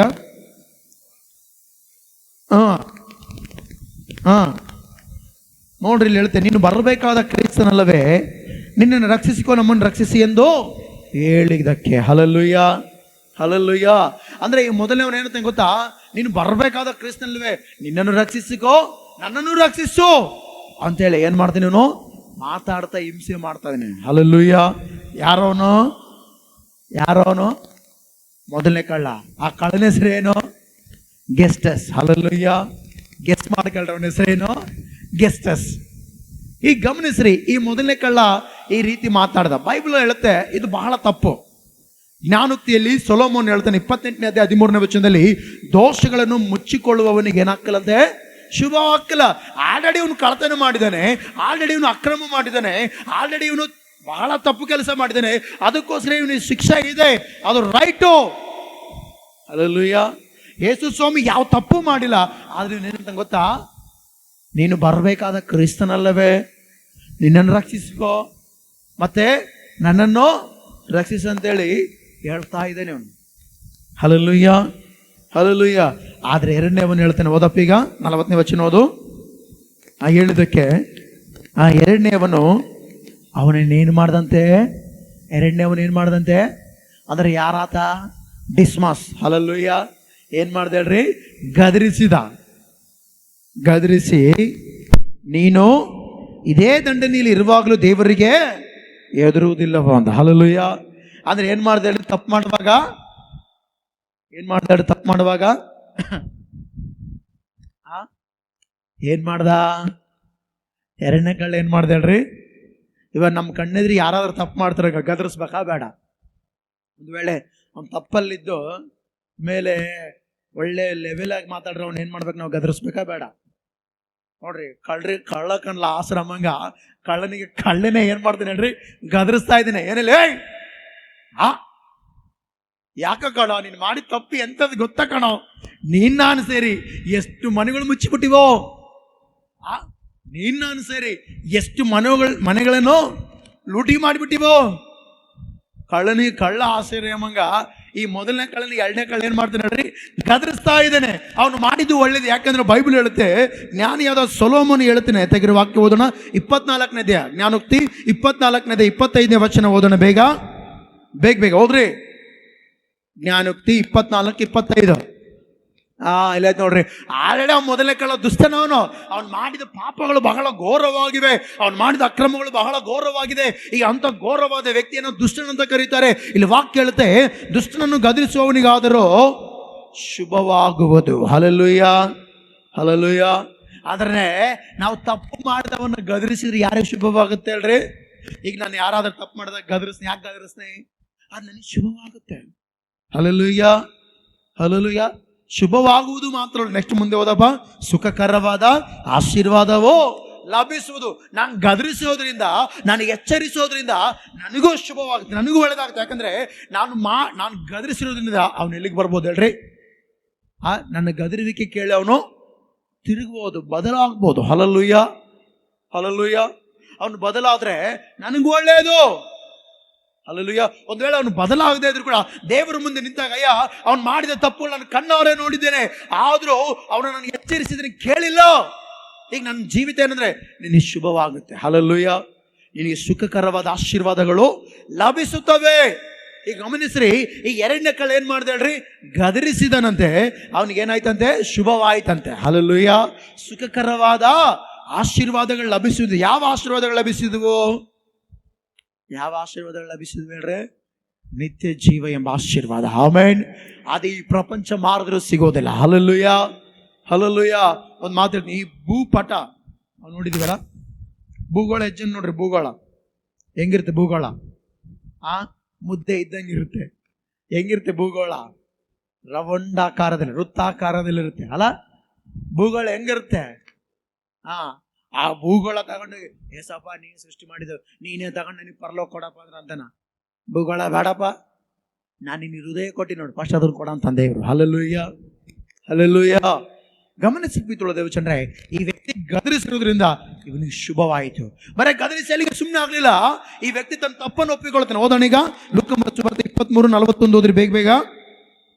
ಬೇಗ ಓದ್ರಿ. ನೀನು ಇದೇ ದಂಡನೆಯಲ್ಲಿ ಇರುವಾಗಲೂ ದೇವರಿಗೆ ಎದುರುವುದಿಲ್ಲವೋ? ನೋಡ್ರಿ, ಅವನು ತನ್ನ ತಪ್ಪನ್ನು ಒಪ್ಕೊಂತಾನೆ. ನಾವಂತೂ, ಹಲ್ಲೆಲೂಯಾ, ನಾವಿಬ್ಬರು ಅಂತಂತೇಳಿ ಅಲ್ಲಿ ಹೇಳ್ತಾ ಎಕ್ಸ್ಪ್ಲೇನ್ ಮಾಡ್ತಾನೆ. ನಾವಂತೂ ನ್ಯಾಯವಾಗಿ ದಂಡನೆಯಲ್ಲಿದ್ದಾವೆ, ನಾವು ಮಾಡಿದಕ್ಕೆ ತಕ್ಕ ಪ್ರತಿಫಲವನ್ನು ಹೊಂದುತ್ತಾ ಇದ್ದೇವೆ. ಅಂದ್ರೆ ನಾವು ಮಾಡಿದ ತಪ್ಪಿಗೆ ಇದೇ ಶಿಕ್ಷೆ ಕನ್ಫರ್ಮ್. ಹಲ್ಲೆಲೂಯಾ. ನಾವು ಮಾಡಿದ ಅಕ್ರಮಕ್ಕೆ ಇದೇ ಶಿಕ್ಷೆ ಕನ್ಫರ್ಮ್ ನಮಗೆ ಅಂತೇಳಿ ತನ್ನ ತಪ್ಪನ್ನು ಒಪ್ಪಿಕೊಳ್ಳುತ್ತಾ ಇದ್ದಾನೆ. ಹಲ್ಲೆಲೂಯಾ. ಏನ್ ಮಾಡ್ತಾನೆ ಹೇಳ್ರಿ? ಒಪ್ಪಿಕೊಳ್ತಾನೆ. ಅದಕ್ಕೋಸ್ಕರ ಅವಾಗೆ ಸ್ಟಾರ್ಟಿಂಗ್ ಹೇಳಿದೆ, ದೋಷಗಳನ್ನು ಮುಚ್ಚಿಕೊಳ್ಳುವವನಿಗೆ ಶುಭವಾಗುದಿಲ್ಲ, ಅದನ್ನು ಒಪ್ಪಿಕೊಂಡು ಬಿಟ್ಟು ಬಿಡುವವನಿಗೆ ದೇವರ ಕರುಣೆ. ಹಲ್ಲೆಲೂಯಾ. ಇವನು ಗಮನಿಸ್ರಿ, ಶುಭ ಹೊಂದಬೇಕಂತೇಳಿಯ ನಿನ್ನ ರಾಜ್ಯವನ್ನು ಪಡೆದವನಾಗಿ ಬರುವಾಗ ನನ್ನ ನೆನೆಸಿಕೊಂಡ ಆ ಶುಭವನ್ನು ಕೇಳಿದ ದೇವರು. ಹೇಳ್ದ, ಮಗನೇ, ಶುಭ ಅಲ್ಲ, ಶುಭದ ಪ್ರಕಾರ ನಿನಗೆ ಆಶೀರ್ವಾದ ಲಭಿಸುತ್ತೆ. ಆಶೀರ್ವಾದ ಮಾತ್ರವಲ್ಲದೆ ತಿಳ್ಕೊ, ನನ್ನ ಕರುಣೆ ನಿನ್ನ ಜೀವಿತದಲ್ಲಿ ತೋರ್ಪಡಿಸಿನಂತೇಳಿ ನೀನು ಏನೋ ಇವತ್ತೇ ಏನೋ ಎಲ್ಲಿರ್ತಿ? ಪರದೇಶಿಯಲ್ಲಿರ್ತಿ. ಹಲ್ಲೆಲೂಯಾ. ಭಯಪಡಬೇಡ, ನಾನು ನಿನ್ನನ್ನು ಕರುಣಿಸಿದ್ದೇನೆ. ಆಮೆನ್. Hallelujah, hallelujah. ದೇವರು ಏನು ಮಾಡ್ದೆ ಹೇಳ್ರ? ಆ ವ್ಯಕ್ತಿಯನ್ನ ತಪ್ಪು ಒಪ್ಪಿಕೊಂಡಾಗ ಕರುಣಿಸಿದನು. ಹಲ್ಲೆಲೂಯ. ಯಾಕೆಂದ್ರೆ ದೇವರು ಶಿಲುಬೆಯಲ್ಲೂ ಕೂಡ ಪದರ ದೊಂಗೊಳ್ಳ ಚಚ್ಚಿ ನೋಡಂಬ್ಲಿಲ್ಲ, ಪ್ರೀತಿಸಿದನು, ಕ್ಷಮಿಸಿದನು. ಹಲ್ಲೆಲೂಯ. ಹೇಳ್ದ ಏನಪ್ಪ, ಇವತ್ತೇ ನೀನು ನನ್ನ ಸಂಗಡ ಎಲ್ಲಿರುವಿ, ಪರದೈಸಿಯಲ್ಲಿರುವೆ ಅಂತೇಳಿ ಸತ್ಯವಾಗಿ ಉತ್ತರ ಕೊಟ್ಟ. ಆಮೇನ್. ಯಾಕಂದ್ರೆ ದೇವರ ಕರುಣೆ ನೋಡ್ರಿ, ಒಪ್ಪಿಕೊಂಡಾಗಲೇ, ತಪ್ಪುಗಳನ್ನ ಒಪ್ಪಿಕೊಂಡಾಗಲೇ ದೇವ್ರು ಏನು ಮಾಡ್ದ, ಕೈ ಹಿಡ್ಕೊಂಡ. ಬಾ ಬಂಗಾರ ಬೀದಿಯಲ್ಲಿ ನಾವು ಕುಣಿತನಲೆಯೋಣ, ದೇವದೂತರೊಂದಿಗೆ ಹರ್ಷಿಸಿ ನಲಿಯೋಣ ಅಂತೇಳಿ ಯೇಸು ಸ್ವಾಮಿ ಕರ್ಕೊಂಡು ಹೋದ. ಹಲ್ಲೆಲೂಯ. ಅಲ್ಲ ಆ ಮಾತು ಅದೇ ಅರ್ಥ. ಏನಂತ ಹೇಳ್ದೇಳ್ರಿ, ಇವತ್ತೇ ನೀನು ನನ್ನ ಸಂಗಡ ಪರದೈಸಿಯಲ್ಲಿರುವೆ ಎಂದು ಸತ್ಯವಾಗಿ ಉತ್ತರ ಕೊಟ್ಟನು. ಆಮೇನ್. ಅದಕ್ಕೋಸ್ಕರ ನಾವು ಕೂಡ ಗಮನಿಸಿರ್ಪಿ ತುಳದೇವ ಚಂದ್ರೆ ಏನು ಮಾಡಿ ಹೇಳ್ರಿ, ನಮ್ಮ ತಪ್ಪುಗಳನ್ನ ಒಪ್ಪಿಕೊಳ್ಳೋಣ. ತಪ್ಪು ಮಾಡೋಣ ಕಂಡು ಮಾಡ್ಲಬೇಡ, ಏನಪ್ಪ ಮಾಡ್ತಿದೀಯಾ, ಮಾಡು ಮಾಡ್ತಿದೀಯಲ್ಲ, ತಪ್ಪು ಮಾಡ್ತಿದೀಯಲ್ಲ, ಮಾಡು ಅನ್ನಬಾರ್ದು, ಗದರಿಸ್ಬೇಕು. ಹಲ್ಲೆಲೂಯ. ಗದರಿಸಿದ್ರೆ ನಮಗೆ ಡೈಲಿ ಶುಭ. ನಮ್ಮ ತಪ್ಪುಗಳನ್ನ ನಾವು ಒಪ್ಪಿಕೊಂಡ್ರೆ ದೇವ್ರ ಕರುಣೆ. ಹಲ್ಲೆಲೂಯ. ಈ ಎರಡನೇ ಮಾತಲ್ಲಿ ನಮಗೆ ಕಂಡು ಬರುತ್ತೆ. ಹಲ್ಲೆಲೂಯ. ಹಲ್ಲೆಲೂಯ. ಓಕೆ, ಒಂದನೇ ಮಾತು, ತಂದೆಯವ್ರು ಏನು ಮಾಡ್ತಾರೆ, ಅವರು ಹರಿಯವ್ರನ್ನ ಕ್ಷಮಿಸು. ಎರಡನೇ ಮಾತು, ಇವತ್ತೇ ನೀನು ನನ್ನ ಸಂಗಡ ಪರದೇಶಿಯಲ್ಲಿರುವೆ ಅಂತೇಳಿ ಯೇಸು ಸತ್ಯವಾಗಿ ಉತ್ತರ ಕೊಟ್ಟನು. ಆಮೇನ್. ದೇವರ ಗಮನಿಸ್ರಿ, ಹೇಳಿದ ಪ್ರಕಾರ ನಡಿಕೊಳ್ಳುವವನು. ಆಮೇನ್. ಪರದೇಶಿ ಅಂದ್ರೆ ಅರ್ಥ ಏನು ಹೇಳ್ರಿ, ರೆಸ್ಟ್ ಪ್ಲೇಸ್. ಹಲ್ಲೆಲೂಯ. ಅಲ್ಲಿ ರೆಸ್ಟ್ ಮಾಡುವಂಥ ಪ್ಲೇಸ್. ಆಮೇನ್. ಓಕೆ, ಈಗ ಮೂರನೇ ಮಾತು ಹೆಜ್ಜನ್ರಿಗೆ ಕೇಳಕ್ಕೆ ಆಸೆ ಐತೆ. ಮೂರನೇ ಮಾತು ತೆಗಿರಿ, ವಾಕ್ಯ ಓದೋಣ. ಯೋಹಾನ ಬರೆದ ಸುವಾರ್ತೆ 19ನೇ ಅಧ್ಯಾಯ 26-27 ಓದೋಣ. ಯೇಸು ತನ್ನ ತಾಯಿಯನ್ನು ಹತ್ತಿರದಲ್ಲಿ ನಿಂತಿದ್ದ ತನ್ನ ಪ್ರೀತಿಯ ಶಿಷ್ಯನನ್ನು ನೋಡಿ ತಾಯಿಗೆ, ಅಮ್ಮ ಇಗೋ ನಿನ್ನ ಮಗನು ಎಂದು ಹೇಳಿದನು. ತರುವಾಯ ಆ ಶಿಷ್ಯನಿಗೆ, ಇಗೋ ನಿನ್ನ ತಾಯಿ ಎಂದು ಹೇಳಿದನು. ಆ ಹೊತ್ತಿನಿಂದ ಆ ಶಿಷ್ಯನು ಆಕೆಯನ್ನು ತನ್ನ ಮನೆಯಲ್ಲೇ ಇರಿಸಿಕೊಂಡನು. ಆಮೇನ್. ಹಲ್ಲೆಲೂಯ. ಇಲ್ಲಿ ಎರಡು ರೀತಿ ಕಂಡು ಬರುತ್ತೆ. ಮರಿಯಳಿಗೆ ಗಂಡ ಇಲ್ಲದಿರುವಂಥದ್ದು. ಹಲ್ಲೆಲೂಯ. ಮರಿಯಳಿಗೆ ಯಾರು ಇಲ್ಲದಿರುವಂಥದ್ದು ಹೇಳ್ರಿ, ಗಂಡ ಇಲ್ಲ. ಯೋಸೇಪನು ಸತ್ತಿರಬಹುದು, ಬೈಬಲಲ್ಲಿ ಬರೋದಿಲ್ಲ ಸತ್ತೋಗೇನಂತ ಹೇಳಿ, ಬಟ್ ಆದರೆ ಸತ್ತಿರಬಹುದು. ಹಲ್ಲೆಲೂಯ. ತಾಯಿ ಒಬ್ಬಳೆ ಉಳಿದ್ರು. ಒಂದು ವೇಳೆ ತಂದೆ ಇದ್ರು ತಂದೆನೂ ಕೂಡ ಜವಾಬ್ದಾರಿ ಒಪ್ಪಿಸಿದ್ದ. ತಾಯಿ ಒಬ್ಬಳೆ ಇದ್ದಾಳಲ್ಲ, ಅದಕ್ಕೋಸ್ಕರ ಯೇಸು ಸ್ವಾಮಿ ಶಿಲುಬೆಯಲ್ಲಿ ಮೂರನೇ ಮಾತಾಡ್ತಾ ಹೇಳ್ತಾನೆ, ಆ ಮರಣದ ಆ ಅಂಚಿನಲ್ಲಿರುವಾಗಲೂ ಕೂಡ, ದೇಹ ಬಹಳ ಕ್ಷೀಣವಾಗಿರುವಾಗಲೂ ಕೂಡ ಯೇಸು ಸ್ವಾಮಿ ತಾಯಿ ಬಗ್ಗೆ ಕಾಳಜಿ ಇಟ್ಕೊಂಡಿದ್ದಾನೆ. ಹಲ್ಲೆಲೂಯ. ಅದರ ಕುಟುಂಬದ ಜವಾಬ್ದಾರಿ ಬಗ್ಗೆ ಏನು ಇಟ್ಕೊಂಡಿದ್ದಾನೆ ಸ್ವಾಮಿ, ಕಾಳಜಿ ಇಟ್ಕೊಂಡಿದ್ದಾನೆ. ಹಲ್ಲೆಲೂಯ. ಹಲ್ಲೆಲೂಯ. ಅಲ್ಲಿರುವಂಥ ಯೇಸುವಿಗೆ ಪ್ರೀತಿಯುಳ್ಳ ಶಿಷ್ಯ ಯಾರು ಹೇಳ್ರತನೋ, ಯೋಹಾನನೇ. ಆಮೇಲೆ ಆ ಶಿಷ್ಯನಿಗೆ ಹೇಳ್ತಾನೆ, ಯೋಹಾನ ಈಗೋ ನಿನ್ನ ತಾಯಿ ಅಂತ ಹೇಳ್ದ. ಆ ತಾಯಿ ಹೇಳ್ದ, ಅಮ್ಮ ಇಷ್ಟು ದಿನ ಯೇಸು ನನ್ನ ಮಗ ಅಂತಿದ್ದೆ, ಈಗ ನನ್ನನ್ನು ಶಿಲುಬೆಗೆ ಹಾಕಿದ್ದಾರೆ, ಆದರೆ ಇವತ್ತಿಂದ ಯೋಹಾನ ನಿನ್ನ ಮಗ ಅಂದ. ಹಲ್ಲೆಲೂಯ. ಅಂದರೆ ಜವಾಬ್ದಾರಿ ದೇವರು ಒಪ್ಪಿಸ್ತಾ ಇದ್ದಾನೆ. ಆಮೇನ್. ನಾವು ಈ ಜೀವಿತ ಯಾತ್ರೆಯಲ್ಲಿ ಜವಾಬ್ದಾರಿನ ಹೊತ್ತುಕೊಂಡವರಾಗಿ ಮುಂದೆ ಹೋಗಬೇಕು. ಹಲ್ಲೆಲೂಯ. ಏನು ಹೊತ್ಕೊಂಡವರಾಗಿ ಹೋಗ್ಬೇಕಂದ್ರೆ ನಾವು ಜವಾಬ್ದಾರಿ. ಆಮೇನ್. ನಾವಿದ್ದೇವೆ ಅಂದರೆ ಜವಾಬ್ದಾರಿ ಇರಬೇಕು. ಹಲ್ಲೆಲೂಯ. ಯಾರ ಮೇಲೆ ಜವಾಬ್ದಾರಿ? ಕುಟುಂಬದ ಮೇಲೆ. ಹಲ್ಲೆಲೂಯ. ತಂದೆ ತಾಯಿ ಮೇಲೆ. ಆಮೇನ್. ಇಲ್ಲಿ ತಾಯಿಯನ್ನೇ ಪರ್ಟಿಕ್ಯುಲರ್ ಯಾಕೆ ತೋರಿಸಿನಂದ್ರೆ, ಯೋಸೇಫ್ ಇಲ್ಲ ಅಂತ ಕಂಡು ಬರುತ್ತೆ. ಅದಕ್ಕೋಸ್ಕರ ಇಲ್ಲಿ ತಾಯಿ ಬಗ್ಗೆನೇ ದೇವರು ಯೇಸು ಸ್ವಾಮಿ ಕಾಳಜಿ ವಹಿಸಿಕೊಂಡು. ಹಂಗಂದ್ರೆ ಈ ಪ್ರಪಂಚದಲ್ಲಿ ಕೆಲವೊಬ್ಬರಿಗೆ ತಂದೆ ಕೂಡ ಇರ್ತಾರೆ, ತಂದೆಯನ್ನು ಬಿಟ್ಬಿಡ್ಬೇಕಾ? ಜವಾಬ್ದಾರಿ ಇಟ್ಕೊಬಾರ್ದು. ಅಲ್ಲ, ವಾಕ್ಯ ಏನು ಹೇಳ್ತು ಗೊತ್ತಾ, ತಂದೆ ತಾಯಿ ಮೇಲೆ ಎಲ್ಲರೂ ಜವಾಬ್ದಾರಿ ಇಟ್ಕೊಳ್ಬೇಕು. ಆಮೇನ್. ಇರುವಾಗ ಅವ್ರ ಮೇಲೆ ಜವಾಬ್ದಾರಿ ಇಟ್ಕೊಳ್ಬೇಕು. ಹೋಗುವ ಸಂದರ್ಭದಲ್ಲಿ ಯೇಸು ಸ್ವಾಮಿ ಗಮನಿಸ್ರಿ, ತನ್ನ ಪ್ರೀತಿಯುಳ್ಳ ಶಿಷ್ಯನಿಗೆ ಹೇಳ್ತಾನೆ. ಯಾಕಂದ್ರೆ ಎಲ್ಲರೂ ಓಡೇಬಿಟ್ರ. ಪೇತ್ರ ಓಡೇಬಿಡಣ, ಆಂದ್ರೇಯ ಓಡೇಬಿಡಣ, ಎಲ್ಲರೂ ಓಡೋದಾರೆ. ಸತ್ರು ಪರವಾಗಿಲ್ಲ ಅಂತೇಳಿ ಯೇಸು ಸ್ವಾಮಿ ಶಿಲುಬೆ ಹತ್ರ ನಿಂತ್ಕೊಂಡಿರೋ ವ್ಯಕ್ತಿ ಯಾರು ಹೇಳ್ರಿ? ಯೋಹಾನನು ಮಾತ್ರ. ಅದಕ್ಕೋಸ್ಕರ ಇವು ನಂಬಿಗಸ್ತನಂತೇಳಿ ಅಲ್ಲಿ ಹೇಳೋದಕ್ಕೋಸ್ಕರ, ಯೋಹಾನ ಈಗೋ ನಿನ್ನ ತಾಯಿ, ಈಗೋ ನಿನ್ನ ಮಗನ ಅಂದ. ಹಲ್ಲೆಲೂಯ. ಹಲ್ಲೆಲೂಯ. ಆ ರೀತಿ ಹೇಳಿದಾಗ ಯೇಸು ಸ್ವಾಮಿ ಜವಾಬ್ದಾರಿಯುತನಾಗಿ ಮಾತನಾಡಿದ್ದಾನೆ. ಆಮೇನ್. ಈ ಪ್ರಪಂಚದಲ್ಲಿ ಜವಾಬ್ದಾರಿ ಬಗ್ಗೆ ಎಚ್ಚರಿಸೋದು ಯಾರಾದ್ರೂ ಇದ್ದಾರಂದ್ರೆ ಅದು ಯೇಸು ಕ್ರಿಸ್ತನ ವಾಕ್ಯಗಳು ಮಾತ್ರ. Hallelujah, hallelujah. ಯಾಕೆ ಮಾತಾಡ್ತಾರೆ? ಯೇಸು ಸ್ವಾಮಿ ಶಿಲುಬೆಯಲ್ಲಿದ್ದಾಗ ಆ ಮಾತನ್ನು ಹೇಳ್ತಾನಲ್ಲ, ಯೋಹಾನನೇ, ಪ್ರೀತಿಯ ಶಿಷ್ಯನೇ, ಈಗೋ ನಿನ್ನ ತಾಯಿ. ಮತ್ತೆ ಅಯ್ಯಮ್ಮಿಗೆ ಹೇಳ್ತಾನೆ, ಮರಿಯಾಳೇ. ಏನ್ ಸ್ವಾಮಿ, ಇವನೇ ಇನ್ ಮೇಲಿನ ಮಗ ಅಂದ. ಜವಾಬ್ದಾರಿ ಒಪ್ಪಿಸಿದ. ಅದು ಮಾತ್ರವಲ್ಲದೆ ಧರ್ಮಶಾಸ್ತ್ರದಲ್ಲಿ ಕೂಡ 10 ಆಜ್ಞೆಗಳಲ್ಲಿ ವಿಮೋಚನೆ ಕಂಡ 20ನೇ ಅಧ್ಯಾಯ 12ನೇ ವಚನದಲ್ಲಿ ನಾವು ವಾಕ್ಯ ನೋಡಿದ್ರೆ, ಯೇಸು ಸ್ವಾಮಿ ಯೆಹೋವ ದೇವರು ಮೊದಲನೇ ಆತನ ಉದ್ದೇಶದಿಂದ ನಾವು ತಿಳ್ಕೊಳ್ಳೋದಾದ್ರೆ ಅಲ್ಲಿ ಹೇಳುತ್ತೆ, ತಂದೆ ತಾಯಿಗಳನ್ನ ಏನ್ ಮಾಡ್ಬೇಕಂತ ನಾವು ಸನ್ಮಾನಿಸ್ಬೇಕಂತೆ. Hallelujah, hallelujah. ಅದು ದೇವರ ಜವಾಬ್ದಾರಿ. ಅದು ಯೇಸು ಸ್ವಾಮಿ ಇನ್ನೂ ಭೂಲೋಕಕ್ಕೆ ಮಾನವನಾಗಿ ಬರದೇ ಇರುವಾಗಲೂ ಕೂಡ, ಅಂದರೆ ಆತನ ಆತ್ಮಸ್ವರೂಪನಾಗಿ ವಾಕ್ಯ ಎಂಬ ದೇವರಾಗಿ ಇರುವಾಗಲೂ ಕೂಡ ವಾಕ್ಯ ಎಂಬ ದೇವರು ಮಾತನಾಡುತ್ತಾ ಹೇಳ್ತಾನೆ, ನಿಮ್ಮ ತಂದೆ ತಾಯಿಗಳನ್ನ ಏನು ಮಾಡೋ, ಸನ್ಮಾನಿಸು ಅಂತ ಹೇಳಿ. ಆಮೇನ್.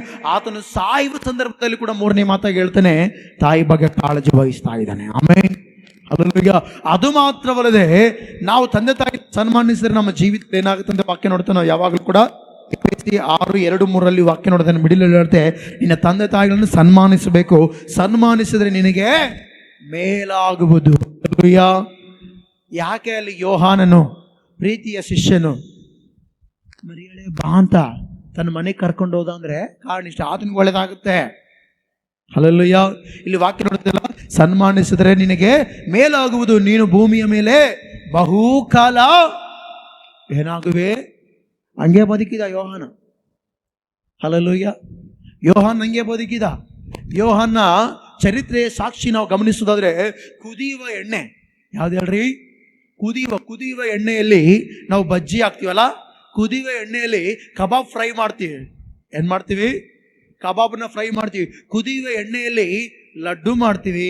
ಕುದಿಯುವ ಎಣ್ಣೆಯಲ್ಲಿ ಏನಪ್ಪಾ, ಬೂಂದಿ ಮಾಡ್ತೀವಿ, ಬಾದಿಶ್ ಮಾಡ್ತೀವಿ, ಎಲ್ಲ ಮಾಡ್ತೀವಿ ಕುದಿಯುವ ಎಣ್ಣೆಯಲ್ಲಿ.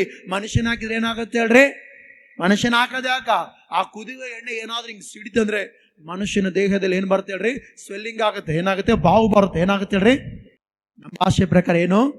ಬೊಬ್ಬೆ ಬರುತ್ತೆ, ನೀರ್ಗುಳ್ಳೆ ಬರುತ್ತೆ ಅಲ್ಲ. ಆದ್ರೆ ಯೇಸು ಸ್ವಾಮಿಯ ಪ್ರೀತಿಯ ಶಿಷ್ಯನ ಕುದಿಯುವ ಎಣ್ಣೆಯಲ್ಲಿ ದಗ ದಗ ದಗ ದಗ ದಗ ಕುದಿತಾ ಇದೆ. ಕುದಿಯುವ ಎಣ್ಣೆಯಲ್ಲಿ ತಗೊಂಡೋಗಿ ಕುಪ್ಪಳಿಸಿ ಹಾಕಿದ್ರು ಕೂಡ ಯೋಹಾನಿ ಏನಾಗ್ಲಿಲ್ಲ. ಇಲ್ಲ ಇವನಿಗೆ ಏನ್ ಆಗ್ತಿಲ್ಲ ಅಂತೇಳಿ ಏನ್ ಮಾಡಿ ಗೊತ್ತಾ, ಮತ್ತೆ ಹೊರಗ್ತಾ ಇದ್ರು, ಮತ್ತೆ ಹಾಕಿದ್ರು, ಏನೇನು ಆಗ್ತಿಲ್ಲ. ನಾವು ಹಳೆ ಒಡಂಬಡಿಕೆಯಲ್ಲಿ ದಾನಿಯೇಲ 3ನೇ ಅಧ್ಯಾಯದಲ್ಲಿ ನೋಡ್ತೀವಿ, ಬೆಂಕಿ ಇಲ್ಲ ಹಾಕಿದ್ರು ಅವ್ರಿಗೆ ಕೂದಲು ಸುಡ್ಲಿಲ್ಲ ಅಂತೆ. ಇಲ್ಲಿ ಎಣ್ಣೆ ಇಲ್ಲ ಹಾಕಿದ್ರು ಕೂಡ ಯೋಹಾನಿಗೆ ಏನಾಗ್ಲಿಲ್ಲ. ಹಾಗಾದ್ರೆ ಬಹುಕಾಲ ಬದುಕಬೇಕು. ಏನಾಗ್ಬೇಕು? ಬಹುಕಾಲ ಬದುಕಬೇಕು. ಯಾರು ಹೇಳ್ರಿ? ಯೋಹಾನ್. ಯಾಕೆ ಬದುಕಬೇಕು? ಯೇಸುವಿನ ತಾಯಿಯನ್ನು ಯಾವಾಗಾದ್ರೂ ಒಪ್ಪಿಸಿದನೋ, ಯೇಸುವಿನ ತಾಯಿಯ ಜವಾಬ್ದಾರಿಯನ್ನು ಯಾರು ಹೊತ್ಕೊಂಡ್ರು ಹೇಳ್ರಿ? ತಂದೆ ತಾಯಿನ ಸನ್ಮಾನಿಸಿದ್ರೆ ಯೇಸು ಸ್ವಾಮಿ, ಅಪ್ಪ ಯೋಹಾನ ನನ್ನ ತಾಯಿಯನ್ನು ನಿನಗೊಪ್ಪಿಸ್ಕೊಡ್ತು ನಮ್ಲಿಲ್ಲ. ಅಲ್ಲಿ ಹೇಳಿದ್ದು ಒಂದೇ ಮಾತು ಶಿಲುಬೆಲಿ, ಅರೇ ಪ್ರೇಮಗಲ ಮಾ ಪ್ರುಡೈನ ಶಿಷ್ಯ ಸೋಡಿಕಡ ಪ್ರೀತಿಯುಳ್ಳ ಶಿಷ್ಯನೇ ನೋಡಿಲಿ. ಏನ್ ದೇವ್ರೆ ಈಗೋ ನಿನ್ ತಾಯಿ ಅಂದ. ದೇವ್ರೆ ನಾನು ಐ ಮೊಟ್ಟೆ ಹುಟ್ಟಿಲ್ಲಪ್ಪ, ನನಗೆ ಮಾತ್ರ ತಾಯಿ ಅಲ್ಲಪ್ಪ ಅಂಬಲಿಲ್ಲ. ಈಗೋ ನಿನ್ ತಾಯಿ ಮೊದಲು ಆಯ್ತು ನನ್ನ ತಾಯಿ ಅಂತೇಳಿ ಆಕೆನ ಏನ್ ಮಾಡಿದಾನೆ ಗೊತ್ತಾ? ಪ್ರೀತಿಯುಳ್ಳ ದೇವಜನರೇ, ವಾಕ್ಯದಲ್ಲಿ ನೋಡೋದಾದ್ರೆ ಯೋಹಾನ ಬರೆಸುವಾರ್ತೆ 19:27 ನೋಡೋದಾದ್ರೆ ಲಾಸ್ಟ್ಗೆ ಇರುತ್ತೆ, ಆ ಹೊತ್ತಿನಿಂದ ಆ ಶಿಷ್ಯನು ಆಕೆಯನ್ನು ತನ್ನ ಮನೆಯಲ್ಲೇ ಇರಿಸಿಕೊಂಡಿದ್ದಾನಂತೆ. Hallelujah, hallelujah. ಏನ್ ಮಾಡಿದಾನಂತ ಹೇಳ್ರಿ? ಇರಿಸಿಕೊಂಡಿದ್ದಾನಂತೆ. ತಾಯಿಯಾಗಿ ಸ್ವೀಕಾರ ಮಾಡಿಕೊಂಡಿದ್ದಾನಂತೆ, ತಾಯಿಯಾಗಿ ಪೋಷಿಸ್ತಾ ಇದ್ದಾನಂತೆ. ಅದಕ್ಕೋಸ್ಕರ ಈ ಯೋಹಾನ ಕುದಿಯುವ ಬೆಂಕಿಯೊಳಗಾಗಿರೋ ಚರಿತ್ರೆ ನೋಡ್ರಿ, ಆತನ ಬಗ್ಗೆ ಬೆಂಕಿಯೊಳಗಾಗಿರೋ ಏನಾಗ್ಲಿಲ್ಲ, ತಲೆ ಕೆಟ್ಬಿಡುತ್ತೆ. ಅದಕ್ಕೋಸ್ಕರ ಇವನ್ ಬೆಂಕಿ ಎಲ್ಲ ಇದು ಈ ಉರಿಯುವ ಎಣ್ಣೆಯಲ್ಲಿ ಹಾಕಿದ್ರು, ಕುದಿಯುವ ಎಣ್ಣೆಯಲ್ಲಿ ಹಾಕಿದ್ರು, ನಾವು ಕಬಾಬ್ ಹುರಿದು ರೋಸ್ಟ್ ಆಗ್ಲಿ ತುರ್ತಿ ರೋಸ್ಟ್ ಆಗಿ ಪೀಸ್ ಆಗಿ ಬೂದಿ ಆಗುತ್ತೆ. ಇವನು ಮಾತ್ರ ಆಗಬಲ್ಲ ಅಂತೇಳಿ ತಗೊಂಡೋಗಿ ಒಂದು ಏನ್ ಮಾಡ್ದೆ ಹೇಳ್ರಿ? ಸೆರೆಗೆ ಹಾಕ್ಬಿಟ್ರು. ಅಲ್ಲೇ ಪ್ರಕಟಣೆ ಗ್ರಂಥ ಬರದ. ಯಾರು ಹೇಳ್ರಿ? ಯೋಹಾನನು. ಹಲ್ಲೆಲೂಯಾ. ಅಂದ್ರೆ ಬಹುಕಾಲ ಯೋಹಾನ ಏನಾದ ಹೇಳ್ರಿ? ಏನಾದ? ಯಾಕೆ? ಎದಕ್ ಬದುಕಿದ? ಈಗೋ ನಿನ್ ತಾಯಿನಾಗ ಆ ತಾಯಿನ ತಗೊಂಡು ಏನ್ ಮಾಡ್ದಳ್ರಿ? ಸನ್ಮಾನಿಸಿದ. ಮೇಲಾಯ್ತು. ಕೀಡು ಮಾಡಬೇಕಂತೇಳಿ ಅಧಿಕಾರಿಗಳಿದ್ರು, ಕೀಡು ಮಾಡಿದ್ರು, ಕೀಡಾಗ್ಲಿಲ್ಲ. ಮೊದಲಾಗಿ ಏನಾಯ್ತು ಹೇಳ್ರಿ? ಮೇಲಾಯ್ತು. ನೆಕ್ಸ್ಟ್ ಏನಾಯ್ತು? ಬಹುಕಾಲ ಬದುಕಿದ. Hallelujah, hallelujah. ಅದಕ್ಕೋಸ್ಕರ ನಾವೆಲ್ಲರೂ ಕೂಡ ಏನ್ ಮಾಡೋಣ? ತಂದೆ ತಾಯಿನ ಸನ್ಮಾನಿಸೋಣ. ಹಲ್ಲೆಲೂಯಾ. ಜವಾಬ್ದಾರಿಯುತವಾಗಿ ಮುಂದೆ ಸಾಗೋಣ. ಹಲ್ಲೆಲೂಯಾ. ಅದಕ್ಕೋಸ್ಕರ ಪೌಲನು ತಿಮೋತಿಗೆ ಹೇಳ್ತಾನೆ, 1 ತಿಮೋತಿ 5:8 ವಚನದಲ್ಲಿ ನೋಡಿದ್ರೆ, ಯಾವನಾದರೂ ಸ್ವಂತ ಜನರನ್ನು, ವಿಶೇಷವಾಗಿ ತನ್ನ ಮನೆಯವರನ್ನು ಹಲ್ಲೆಲೂಯಾ ಸಂರಕ್ಷಿಸದೆ ಹೋದರೆ, ಹಲ್ಲೆಲೂಯಾ ತನ್ನ ಮನೆಯ ಜವಾಬ್ದಾರಿಯನ್ನು ನೋಡಿಕೊಳ್ಳದೆ ಹೋದರೆ, ತನ್ನ ಮನೆಯನ್ನು ಸಂರಕ್ಷಿಸದೆ ಹೋದರೆ, ಅಲ್ಲಿ ಹೇಳುತ್ತೆ ಅವನು ಕ್ರಿಸ್ತ ನಂಬಿಕೆಯನ್ನು ತಿರಸ್ಕರಿಸಿದವನು. ಹಲ್ಲೆಲೂಯಾ. ಅಂದ್ರೆ ಕ್ರಿಸ್ತ ನಂಬಿಕೆಯನ್ನು ಕಡೆಗಣಿಸಿದವನು. ಯೇಸುವನ್ನು ನಂಬಿದ್ದೇವಂತ ಹೇಳ್ಬೋದು, ಬಟ್ ಆದರೆ ಅವನು ದೇವರ ನಂಬಿಕೆಯಲ್ಲಿ ವಾಕ್ಯವನ್ನು ಕಡೆಗಣಿಸಿದವನು ಅಂತೇಳಿ ವಾಕ್ಯ ಹೇಳುತ್ತೆ. ತಿರಸ್ಕರಿಸಿದವನು ನಂಬದವನಿಗಿಂತ ಕಡೆಯಾದವನು ಆಗಿದ್ದೇನೆ ಅಂತೇಳಿ ವಾಕ್ಯ ಐತೆ. ಹಲ್ಲೆಲೂಯಾ. ಅದಕ್ಕೋಸ್ಕರ ಜವಾಬ್ದಾರಿಯುತವಾಗಿ ಯೇಸು ಸ್ವಾಮಿ ನಾವು ಇರಬೇಕು ಅಂತೇಳಿ ಆತನು ಮಾದರಿ ತೋರಿಸಿದ್ದಾನೆ. ಆಮೇನ್. ಅದೇ ಏನು ಹೇಳ್ರಿ? ಎಷ್ಟು ಮಾತದು? 3ನೇ ಮಾತು. ಅಮ್ಮ ಹೀಗೋ ನಿನ್ನ ಮಗ, ಮಗನೇ ಹೀಗೋ ನಿನ್ನ ತಾಯಿ. ಅವತ್ತಿಂದ ಆ ಸ್ತ್ರೀ ಏನ್ ಮಾಡದಂತೆ? ಆ ಶಿಷ್ಯನ ಮನೆ ಇಲ್ಲಿದ್ದಂತೆ. ಹಲ್ಲೆಲೂಯಾ. 3ನೇ ಮಾತು ನೆರವೇರ್ತು. ಈಗ 4ನೇ ಮಾತು. ಹಲ್ಲೆಲೂಯಾ. ಯೇಸು ಸ್ವಾಮಿ ಎಷ್ಟು ಮಾತು ಮಾತಾಡಿದ್ದೇನೆ? 7 ಮಾತು. 1ನೇ ಮಾತು, 4ನೇ ಮಾತು, 7ನೇ ಮಾತು ಪ್ರಾರ್ಥನೆ ಮಾಡಿದ ಮಾತುಗಳವು. ಹಲ್ಲೆಲೂಯಾ. 1ನೇ ಮಾತು, 4ನೇ ಮಾತು, 7ನೇ ಮಾತು ಅವು ಏನ್ ಮಾಡಿದ್ದೇಳ್ರಿ? ಪ್ರಾರ್ಥನೆಯ ಕೂಡಿತವಾದ ಮಾತುಗಳವು. ಹಲ್ಲೆಲೂಯಾ. ಯೇಸು ಸ್ವಾಮಿ 4ನೇ ಮಾತು ಏನ್ ಮಾತಾಡ್ತಾನೆ ತೆಗೆದು ವಾಕ್ಯ ಓದೋಣ. ಮತ್ತೇನು ಬರೆದ ಸುವಾರ್ತೆ 27ನೇ ಅಧ್ಯಾಯ 46ನೇ ವಚನ ವಾಕ್ಯ ಓದೋಣ. ಸುಮಾರು 3 ಗಂಟೆಗೆ ಯೇಸು ಏಲಿ ಏಲಿ ಲಮಾ ಸಬಕ್ತಾನಿ, ಅಂದರೆ ನನ್ನ ದೇವರೇ ಯಾಕೆ ನನ್ನ ಕೈ ಬಿಟ್ಟಿದ್ದೀ ಎಂದು ಮಹಾಧ್ವನಿಯಿಂದ ಕೂಗಿದನು. ಸಾಕು. ಹಲ್ಲೆಲೂಯಾ. ಇಲ್ಲಿ ವಾಕ್ಯ ನೋಡಿದ್ರೆ ಯೇಸು ಸ್ವಾಮಿ 4ನೇ ಮಾತನ್ನು ಮಾತನಾಡ್ತಾ ಇದ್ದಾನೆ. ನನ್ನ ದೇವರೇ ಯಾಕೆ ನನ್ನ ಕೈ ಬಿಟ್ಟಿ ಅಂತ ಅದನ್ನ ಅರಮಿಕ್ ಭಾಷೆಯಲ್ಲಿ ಸ್ಟಾರ್ಟಿಂಗ್ ಪ್ರಸ್ತಾವನೆ ಮಾಡಿದೆ. ಏನ್ ಹೇಳ್ರಿ? ಏಲಿ ಏಲಿ ಲಮಾ ಸಬಕ್ತಾನಿ ಅಂತ. ಹಲ್ಲೆಲೂಯಾ. ಯಾವ ಭಾಷೆ ಅದು? ಅರಾಮಿಕ್ ಭಾಷೆ. ಅದು ಯಾವ ಭಾಷೆ ಅದು? ಯೇಸು ಸ್ವಾಮಿ ಅರಾಮಿಕ್ ಭಾಷೆ ಅತಿ ಹೆಚ್ಚು ಬಳಸ್ತಾ ಇದ್ದಂತೆ. Hallelujah, hallelujah. ಯಾವ ಭಾಷೆ ಬಳಸ್ತಾ ಇದ್ದ? ಬೈಬಲ್ 3 ಭಾಷೆಯಲ್ಲಿ ಬರೆದಿದ್ದಾರೆ. ಹಳ ಒಡಂಬಡಿಕೆಯಲ್ಲಿ 2 ಭಾಷೆ. ಹಲ್ಲೆಲೂಯಾ. ಹೊಸ ಒಡಂಬಡಿಕೆಯನ್ನ ಗ್ರೀಕ್ ಮತ್ತು ಅರಾಮಿಕ್ ಭಾಷೆಯಲ್ಲಿ ಬರೆದಿದ್ದಾರೆ. ಆಮೆನ್. ಹಲ್ಲೆಲೂಯಾ. ಯೇಸು ಸ್ವಾಮಿ 4ನೇ ಮಾತು 4 ದಿಕ್ಕಿನ ಜನರಿಗೆ ಅರ್ಥ ಆಗ್ಬೇಕಂತೇಳಿ ಹೇಳ್ತಾನೆ. ಏಲಿ ಲಮಾ ಸಬಕ್ತಾನಿ ಅಂತೇಳಿ ಹೇಳ್ತಾ ಇದ್ದಾನೆ. ಅಂದ್ರೆ ನನ್ನ ದೇವರೇ ಯಾಕೆ ನನ್ನ ಕೈ ಬಿಟ್ಟಿ? ಹಲ್ಲೆಲೂಯಾ. ಅಲ್ಲಿ ಜನರೆಲ್ಲರೂ ಕೂಡ ಗಮನಿಸಿರ್ಪಿದ್ರು ದೇವಜನರೇ. ಅನ್ಕೊಂಡ್ರು ಇದು ಎಲಿಯನ ಕರಿತಿದ್ದಂಗ ಅದನ್ನ ನೋಡೋಣ ಎಲಿಯ ಬರ್ತನೇನೆ. ಅವತ್ತು ಎಲಿಯನು ಆಕಾಶದ ಬೆಂಕಿ ತಂದನ. ಅವತ್ತು ಇಜ್ಬೇಲಲ್ಲಿ ಚುಕ್ಕೆ ತೋರ್ಸನ. ಅಹಾಬನಿಗೆ ಆಟ ಆಡ್ಸನ. ಆಡೋಣ ಈಗನ ಇವಾಗ ಬರ್ತಾನೆ ಎಲಿ ಅಂತೇಳಿ ಎಲ್ಲರೂ ನೋಡ್ತಾರ. ಯೇಸು ಸ್ವಾಮಿ ಹೇಳಿದ ಅರ್ಥ ಏನಂದ್ರೆ, ನನ್ನ ದೇವರೇ ಯಾಕೆ ನನ್ನ ಕೈ ಬಿಟ್ಟಿದ್ದಿ? ಹಲ್ಲೆಲೂಯಾ. ನೋಡ್ರಿ, ತಂದೆಯಾದ ದೇವರಿಗೆ ಪಾಪಿಗಳ ಕೈಯನ್ನು ಬಿಟ್ಟು ಬಿಡ್ತಾನೆ ಆತನ. ಹಲ್ಲೆಲೂಯಾ. ಯೇಸು ಕ್ರಿಸ್ತನು ಈ ಭೂಲೋಕಕ್ಕೆ ಬಂದು ಗಮನಿಸಿ ಪ್ರೀತಿಯುಳ್ಳ ದೇವಚಂದ್ರೆ ಪರಿಶುದ್ಧನಾಗಿ ಇದ್ದ. ಗಮನಿಸಿರಿ, ಯೇಸು ಸ್ವಾಮಿ ಸವಾಲಾಗ್ತಾನೆ ಸಮಾಜಕ್ಕೆ. ನನ್ನಲ್ಲಿ ಪಾಪ ಇದೆ ಅಂತೇಳಿ ನಿಮ್ಮಲ್ಲಿ ಯಾರಾದರೂ ತೋರಿಸ್ಕೊಡೋರಿದ್ರೆ ಬರ್ರಿ ಅಂದ. ಇವತ್ತಿನವರೆಗೂ ಪ್ರೂವ್ ಮಾಡಕ್ಕೆ ಹುಟ್ಟಿಲ್ಲ, ಹುಟ್ಟೋದು ಕೂಡ ಇಲ್ಲ. ಹಲ್ಲೆಲೂಯಾ. ಇನ್ನೊಂದು ಮಾತು ಹೇಳ್ತೀನಿ. ಇಬ್ರಿಯ ಪತ್ರಿಕೆಯಲ್ಲಿ 7ನೇ 26ನೇ ವಚನದಲ್ಲಿ ಯೇಸು ಸ್ವಾಮಿ ಬಗ್ಗೆ ಬರೆದಿದೆ. ಆತನು ಪರಿಶುದ್ಧನು, ನಿರ್ದೋಷಿಯು, ನಿಷ್ಕಳಂಕನು, ಪಾಪಗಳಲ್ಲಿ ಸೇರದೆ ಪ್ರತ್ಯೇಕವಾಗಿರುವವನು ಎಂಬುದಾಗಿ ಆತನ ಬಗ್ಗೆ ಬರ್ತದೆ. ಹಲ್ಲೆಲೂಯಾ. ಈ ಲೋಕಕ್ಕೆ ಯೇಸು ಕ್ರಿಸ್ತನು ಪರಿಶುದ್ಧನಾಗಿ ಜನಿಸಿದ. ಆದರೆ ಶಿಲುಬೆ ಮರಣದಲ್ಲಿ ಈ ಲೋಕದ ಪ್ರತಿ ಮಾನವರ ಪಾಪಗಳನ್ನು ಒಪ್ಪಿಕೊಂಡಿದ್ದಾನೆ. ಆಮೇನ್. ಯಾವಾಗಾದ್ರೆ ಅನೇಕರ ಪಾಪಗಳನ್ನು ಒತ್ತುಕೊಂಡು ಯೇಸುವಿಗೆ, ತಂದೆಯಾದ ದೇವರಿಗೆ ಏನಾಯ್ತು ಹೇಳ್ರಿ? ದೂರವಾಯಿತು. ಹಲ್ಲೆಲೂಯಾ. ಯೇಸುವಿನ ಕೈಯನ್ನು ತಂದೆಯಾದ ದೇವರು ಏನು ಮಾಡ್ದೆ ಹೇಳ್ರಿ? ಬಿಟ್ಟನು. ಹಲ್ಲೆಲೂಯಾ. ಯಾಕೆ? ನಿನ್ನ ಪಾಪಗಳನ್ನ ಯಾರು ಹೊತ್ಕೊಂಡಿದ್ದಾರೆ ಹೇಳ್ರಿ? ಯಾರು ಹೊತ್ಕೊಂಡಿದ್ದಾರೆ? ಯೇಸು ಸ್ವಾಮಿ ಹೊತ್ಕೊಂಡಿದ್ದಾನೆ. ಯಾಕೆಂದ್ರೆ ವಾಕ್ಯ ಹೇಳುತ್ತೆ, ರೋಮ 4ನೇ 25ನೇ ವಚನದಲ್ಲಿ, ದೇವರು ಆತನನ್ನು ನಮ್ಮ ಅಪರಾಧಗಳ ನಿಮಿತ್ತ ಮರಣಕ್ಕೆ ಏನು ಮಾಡ್ದೆ ಹೇಳ್ರಿ? ಒಪ್ಪಿಸಿಕೊಟ್ಟನು. ಹಲ್ಲೆಲೂಯಾ. ಏನು ಮಾಡ್ದೆ ಹೇಳ್ರಿ? ಏನು ಮಾಡ್ದ? ಮರಣಕ್ಕೆ ಒಪ್ಪಿಸಿಕೊಟ್ಟನಂತೆ. ಯಾರನ್ನ? ಯೇಸು ಕ್ರಿಸ್ತನ ತಂದೆಯಾದ ದೇವರು ನೀನು ಮನುಷ್ಯರ ಪಾಪವನ್ನು ಹೊತ್ತುಕೊಳ್ಳಬೇಕು, ಹೊತ್ತುಕೊಂಡು ಏನು ಮಾಡಬೇಕು? ಸಾಯಬೇಕು. ಯೇಸು ಕ್ರಿಸ್ತ ನಿಮ್ಮೆಲ್ಲರಿಗೋಸ್ಕರ ಆತನು ಕಲ್ವಾರಿ ಶಿಲ್ವೆ ಮೇಲೆ ಪ್ರಾಣವನ್ನು ಕೊಟ್ಟಿದ್ದಾನೆ. ಅದಕ್ಕೋಸ್ಕರ ಅಲ್ಲಿ ಪಾಪವನ್ನು ಹೊತ್ಕೊಂಡು ಹೇಳ್ತಾನೆ, ನನ್ನ ದೇವರೇ, ನನ್ನ ದೇವರೇ, ಯಾಕೆ ನನ್ನ ಕೈ ಬಿಟ್ಟಿ ಎಂಬುದಾಗಿ. Hallelujah, hallelujah. ಯಾಕೆ ಆತ ನಮ್ಮ ಪಾಪವನ್ನು ಹೊತ್ತುಕೊಂಡಂದ್ರೆ, ಪೇತ್ರನ ಹೇಳ್ತಾನೆ, 1 ಪೇತ್ರ 2:24 ವಚನದಲ್ಲಿ, ನಾವು ಪಾಪದ ಪಾಲಿಗೆ ಸತ್ತು ನೀತಿವಂತರಾಗಿ ಜೀವಿಸುವಂತೆ ಆತನು ನಮ್ಮ ಪಾಪಗಳನ್ನು ತಾನೇ ತನ್ನ ದೇಹದಲ್ಲಿ ಏನು ಮಾಡಿದ್ದಾನೆ? ಯಾಕೆ ಆತನು ಪಾಪಗಳನ್ನು ಹೊತ್ಕೊಂಡು ಹೇಳ್ರಿ? ನಾವು ಪಾಪದ ಪಾಲಿಗೆ ಸಾಯ್ಬೇಕು. ಪಾಪವೇನು ಕೊಡ್ತಾಳ್ರಿ ಮನುಷ್ಯನಿಗೆ? ಮರಣ ಕೊಡುತ್ತೆ. ಆ ಮರಣ ಯಾರು ಹೊತ್ಕೊಂಡಿದ್ದಾರೆ? ಯೇಸು ಕ್ರಿಸ್ತನು ಹೊತ್ತುಕೊಂಡಿದ್ದಾನೆ. ಆಮೇನ್. ಅದಕ್ಕೋಸ್ಕರ ಇಲ್ಲಿ ಪೇತ್ರನು ಹೇಳ್ತಾನಲ್ಲ, ನಾವು ಪಾಪದ ಪಾಲಿಗೆ ಸತ್ತು ನೀತಿವಂತರಾಗಿ ಜೀವಿಸುವಂತೆ ಆತ ನಮ್ಮ ಪಾಪಗಳನ್ನು ತಾನೇ ತನ್ನ ದೇಹದಲ್ಲಿ ಹೊತ್ತುಕೊಂಡು ಮರಣದ ಕಂಬವನ್ನು ಏರಿದನು. Hallelujah, hallelujah. ಯಾಕೆ ಆತನ ಕೈ ಬಿಡಲ್ಪಡ್ತೇಳ್ರಿ? ನಮ್ಮ ಪಾಪವನ್ನು ಯೇಸು ಕ್ರಿಸ್ತನು ಹೊತ್ತುಕೊಂಡಿದ್ದಾನೆ. ಆಮೇನ್. ನೋಡ್ರಿ, ತಂದೆಗೂ ಮಗನಿಗೂ ನಮಗೋಸ್ಕರ ದೂರವಾಯಿತು. ಹಲ್ಲೆಲೂಯಾ. ಅವ್ರ ಹತ್ತಿರ ಚೆನ್ನಾಗಿದ್ರು ಅವರು, ಆಮೇನ್. ಆದರೆ ನಮಗೋಸ್ಕರ ಅವರಿಬ್ಬರು ದೂರ ಆದರು. ಹಲ್ಲೆಲೂಯಾ. ಯಾಕೆ ದೂರ ಆದ್ರೆ ಹೇಳ್ರಿ? ಯೇಸು ಕ್ರಿಸ್ತನು ಪರಿಶುದ್ಧನು. ಒಂದು ಮಾತು ಹೇಳ್ತೀನಿ, ಪರಲೋಕಕ್ಕೆ ಅಪ್ಪಿ ತಪ್ಪಿ ಕೂಡ ಒಬ್ಬ ಪಾಪಿ ಹೋಗೋದಿಲ್ಲ. ಹಲ್ಲೆಲೂಯಾ. ಅಪ್ಪಿ ತಪ್ಪಿ ಕೂಡ ಒಬ್ಬ ಪರಿಶುದ್ಧನು ನರಕಕ್ಕೆ ಹೋಗೋದಿಲ್ಲ. ಹಲ್ಲೆಲೂಯಾ.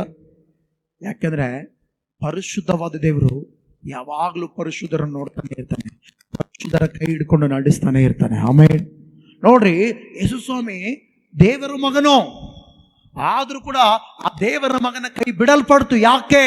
ಪಾಪ ಇದ್ರೆ ದೇವರು ಕೈ ಬಿಟ್ಬಿಡ್ತಾನೆ. ಹಲ್ಲೆಲೂಯಾ. ಸ್ವಂತ ಮಗನನ್ನು ಉಳಿಸಿಕೊಳ್ಳದೆ ದೇವರೇ ಕೊಟ್ಟಿದ್ದಾನೆ. ಯಾವಾಗಾದ್ರೆ ಆ 4ನೇ ಮಾತಿನ ಅರ್ಥದಲ್ಲಿ ನಾವು ಗಮನಿಸಿದ್ರೆ, ಪಾಪವನ್ನು ಒತ್ತಿಕೊಂಡಿದ್ದಾನೆ, ಆವಾಗಲೇ ಆತನ ಕೈ ಬಿಡಲ್ಪಡ್ತೇವೆ. Hallelujah, hallelujah. ಇವತ್ತು ನೀವು ಕೂಡ ಪಾಪದಲ್ಲಿದ್ರೆ, ನಮ್ಮನ್ನು ದೇವರು ತನ್ನ ಹೋಲಿಕೆ ಸರಿಯಾಗಿ ಉಂಟು ಮಾಡಿದ್ರು ನಮ್ಮ ಕೈಯನ್ನು ದೇವರು ಬಿಟ್ಬಿಡ್ತಾನೆ. ನಮ್ಮ ಜೀವಿತ ನಾವು ಹೆಂಗ್ ಬೇಕಾದ್ರೆ ಜೀವಿಸ್ಬೇಕಂತ ದೇವ್ರ ಕೈ ಬಿಟ್ಬಿಡ್ತಾನೆ. ಅದಕ್ಕೋಸ್ಕರ ಪಾಪದಲ್ಲಿ ಇರಬಾರ್ದು ನಾವು. ಹಲ್ಲೆಲೂಯಾ. ಪರಿಶುದ್ಧರಾಗಿರ್ಬೇಕು. ಆಮೇನ್. ಪಾಪ ಮನುಷ್ಯನಿಗೆ ಏನು ಕೊಡುತ್ತೆ ಹೇಳ್ರಿ? ಮರಣ. ಮರಣ ಮರಣ ಕೊಡುತ್ತೆ. ಏನು ಕೊಡುತ್ತೆ? ಮರಣ ಕೊಡುತ್ತೆ.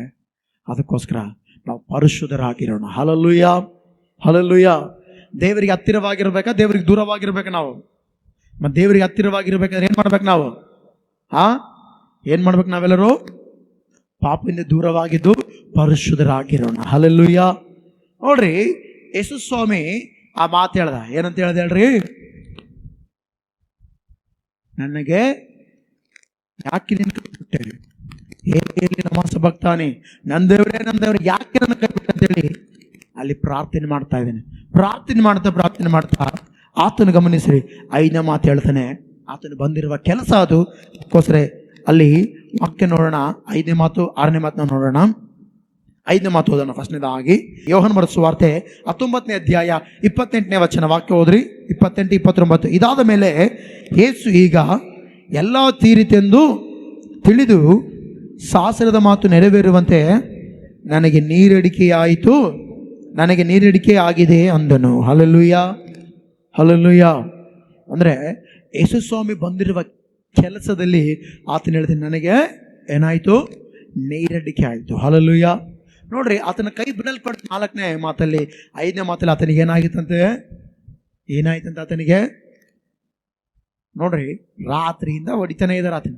ರಾತ್ರಿಯಿಂದ ನಿದ್ರೆ ಇಲ್ಲ ಆತನಿಗೆ. ಎಕ್ಸ್ಪೆಷಲಿ ಹೇಳ್ಬೇಕಂದ್ರೆ, ಗೆತ್ಸೆಮನೆ ತೋಟದಲ್ಲಿ ಯೇಸು ಸ್ವಾಮಿ ಪ್ರಾರ್ಥನೆ ಮಾಡ್ತಿದ್ರೆ ಬೆವರು ರಕ್ತದಾಗೆ ಬರ್ತಿತ್ತಂತೆ. ಬೆವರು ಹೆಂಗ್ ಬರ್ತಿತ್ತಂತೆ? ಆಲ್ರೆಡಿ ಆತನ ದೇಹದಲ್ಲಿ ಏನಾಗಿದೆ ಹೇಳ್ರಿ? ವೀಕ್ ಆಗಿದ್ದಾನೆ. ದೇಹದಲ್ಲಿ ಏನಾಗಿದ್ದಾನೆ ಸ್ವಾಮಿ? ಯಾಕೆ ವೀಕ್ ಆಗಿದ್ದಾನೆ? ಈಗ ಮಾತಾಡ್ತೀನಿ. ಎಂತ ಮನುಷ್ಯನಾಗ್ಲಿ, ಅವನೊಂದು ಗಂಟೆ ಕಾಲ ಅವನ ದೇಹದಲ್ಲಿರುವಂಥ ಬೆವರು ಹೋಗ್ತಾ ಇದ್ರೆ ಅವನೇನಾಗ್ತಾನೆ ಹೇಳ್ರಿ?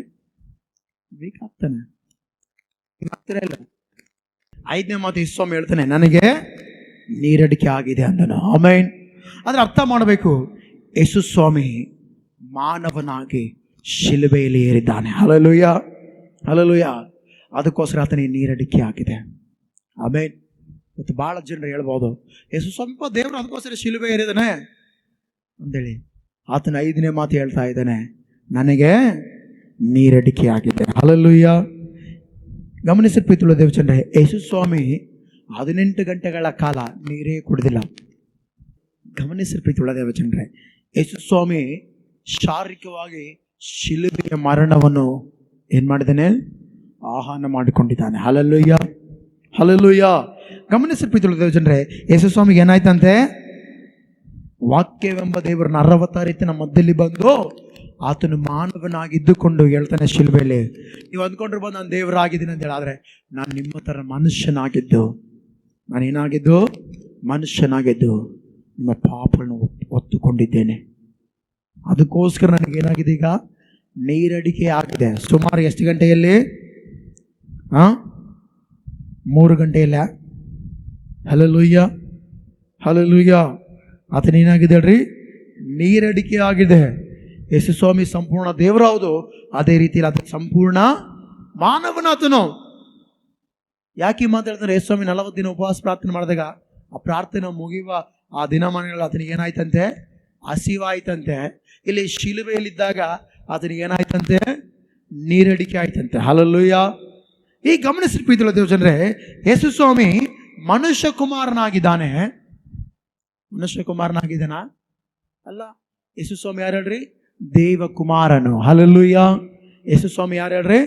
ದೇವಕುಮಾರನು. ಈಗ ಯೇಸು ಸ್ವಾಮಿ ದೇವಕುಮಾರನಾಗಿ ಒಬ್ಬ ಮನುಷ್ಯನಾಗಿ ಭೂಲೋಕಕ್ಕೆ ಬಂದು ಶಿಲುಬೆಯನ್ನು ತಾನೇ ಇಷ್ಟಪಟ್ಟು ಏನ್ ಮಾಡಿದಾನೆ ಹೇಳ್ರಿ? ಶಿಲುಬೆ ಮರಣವನ್ನು ಒಪ್ಪಿಕೊಂಡಿದ್ದಾನೆ. ಹಲ್ಲೆಲೂಯಾ.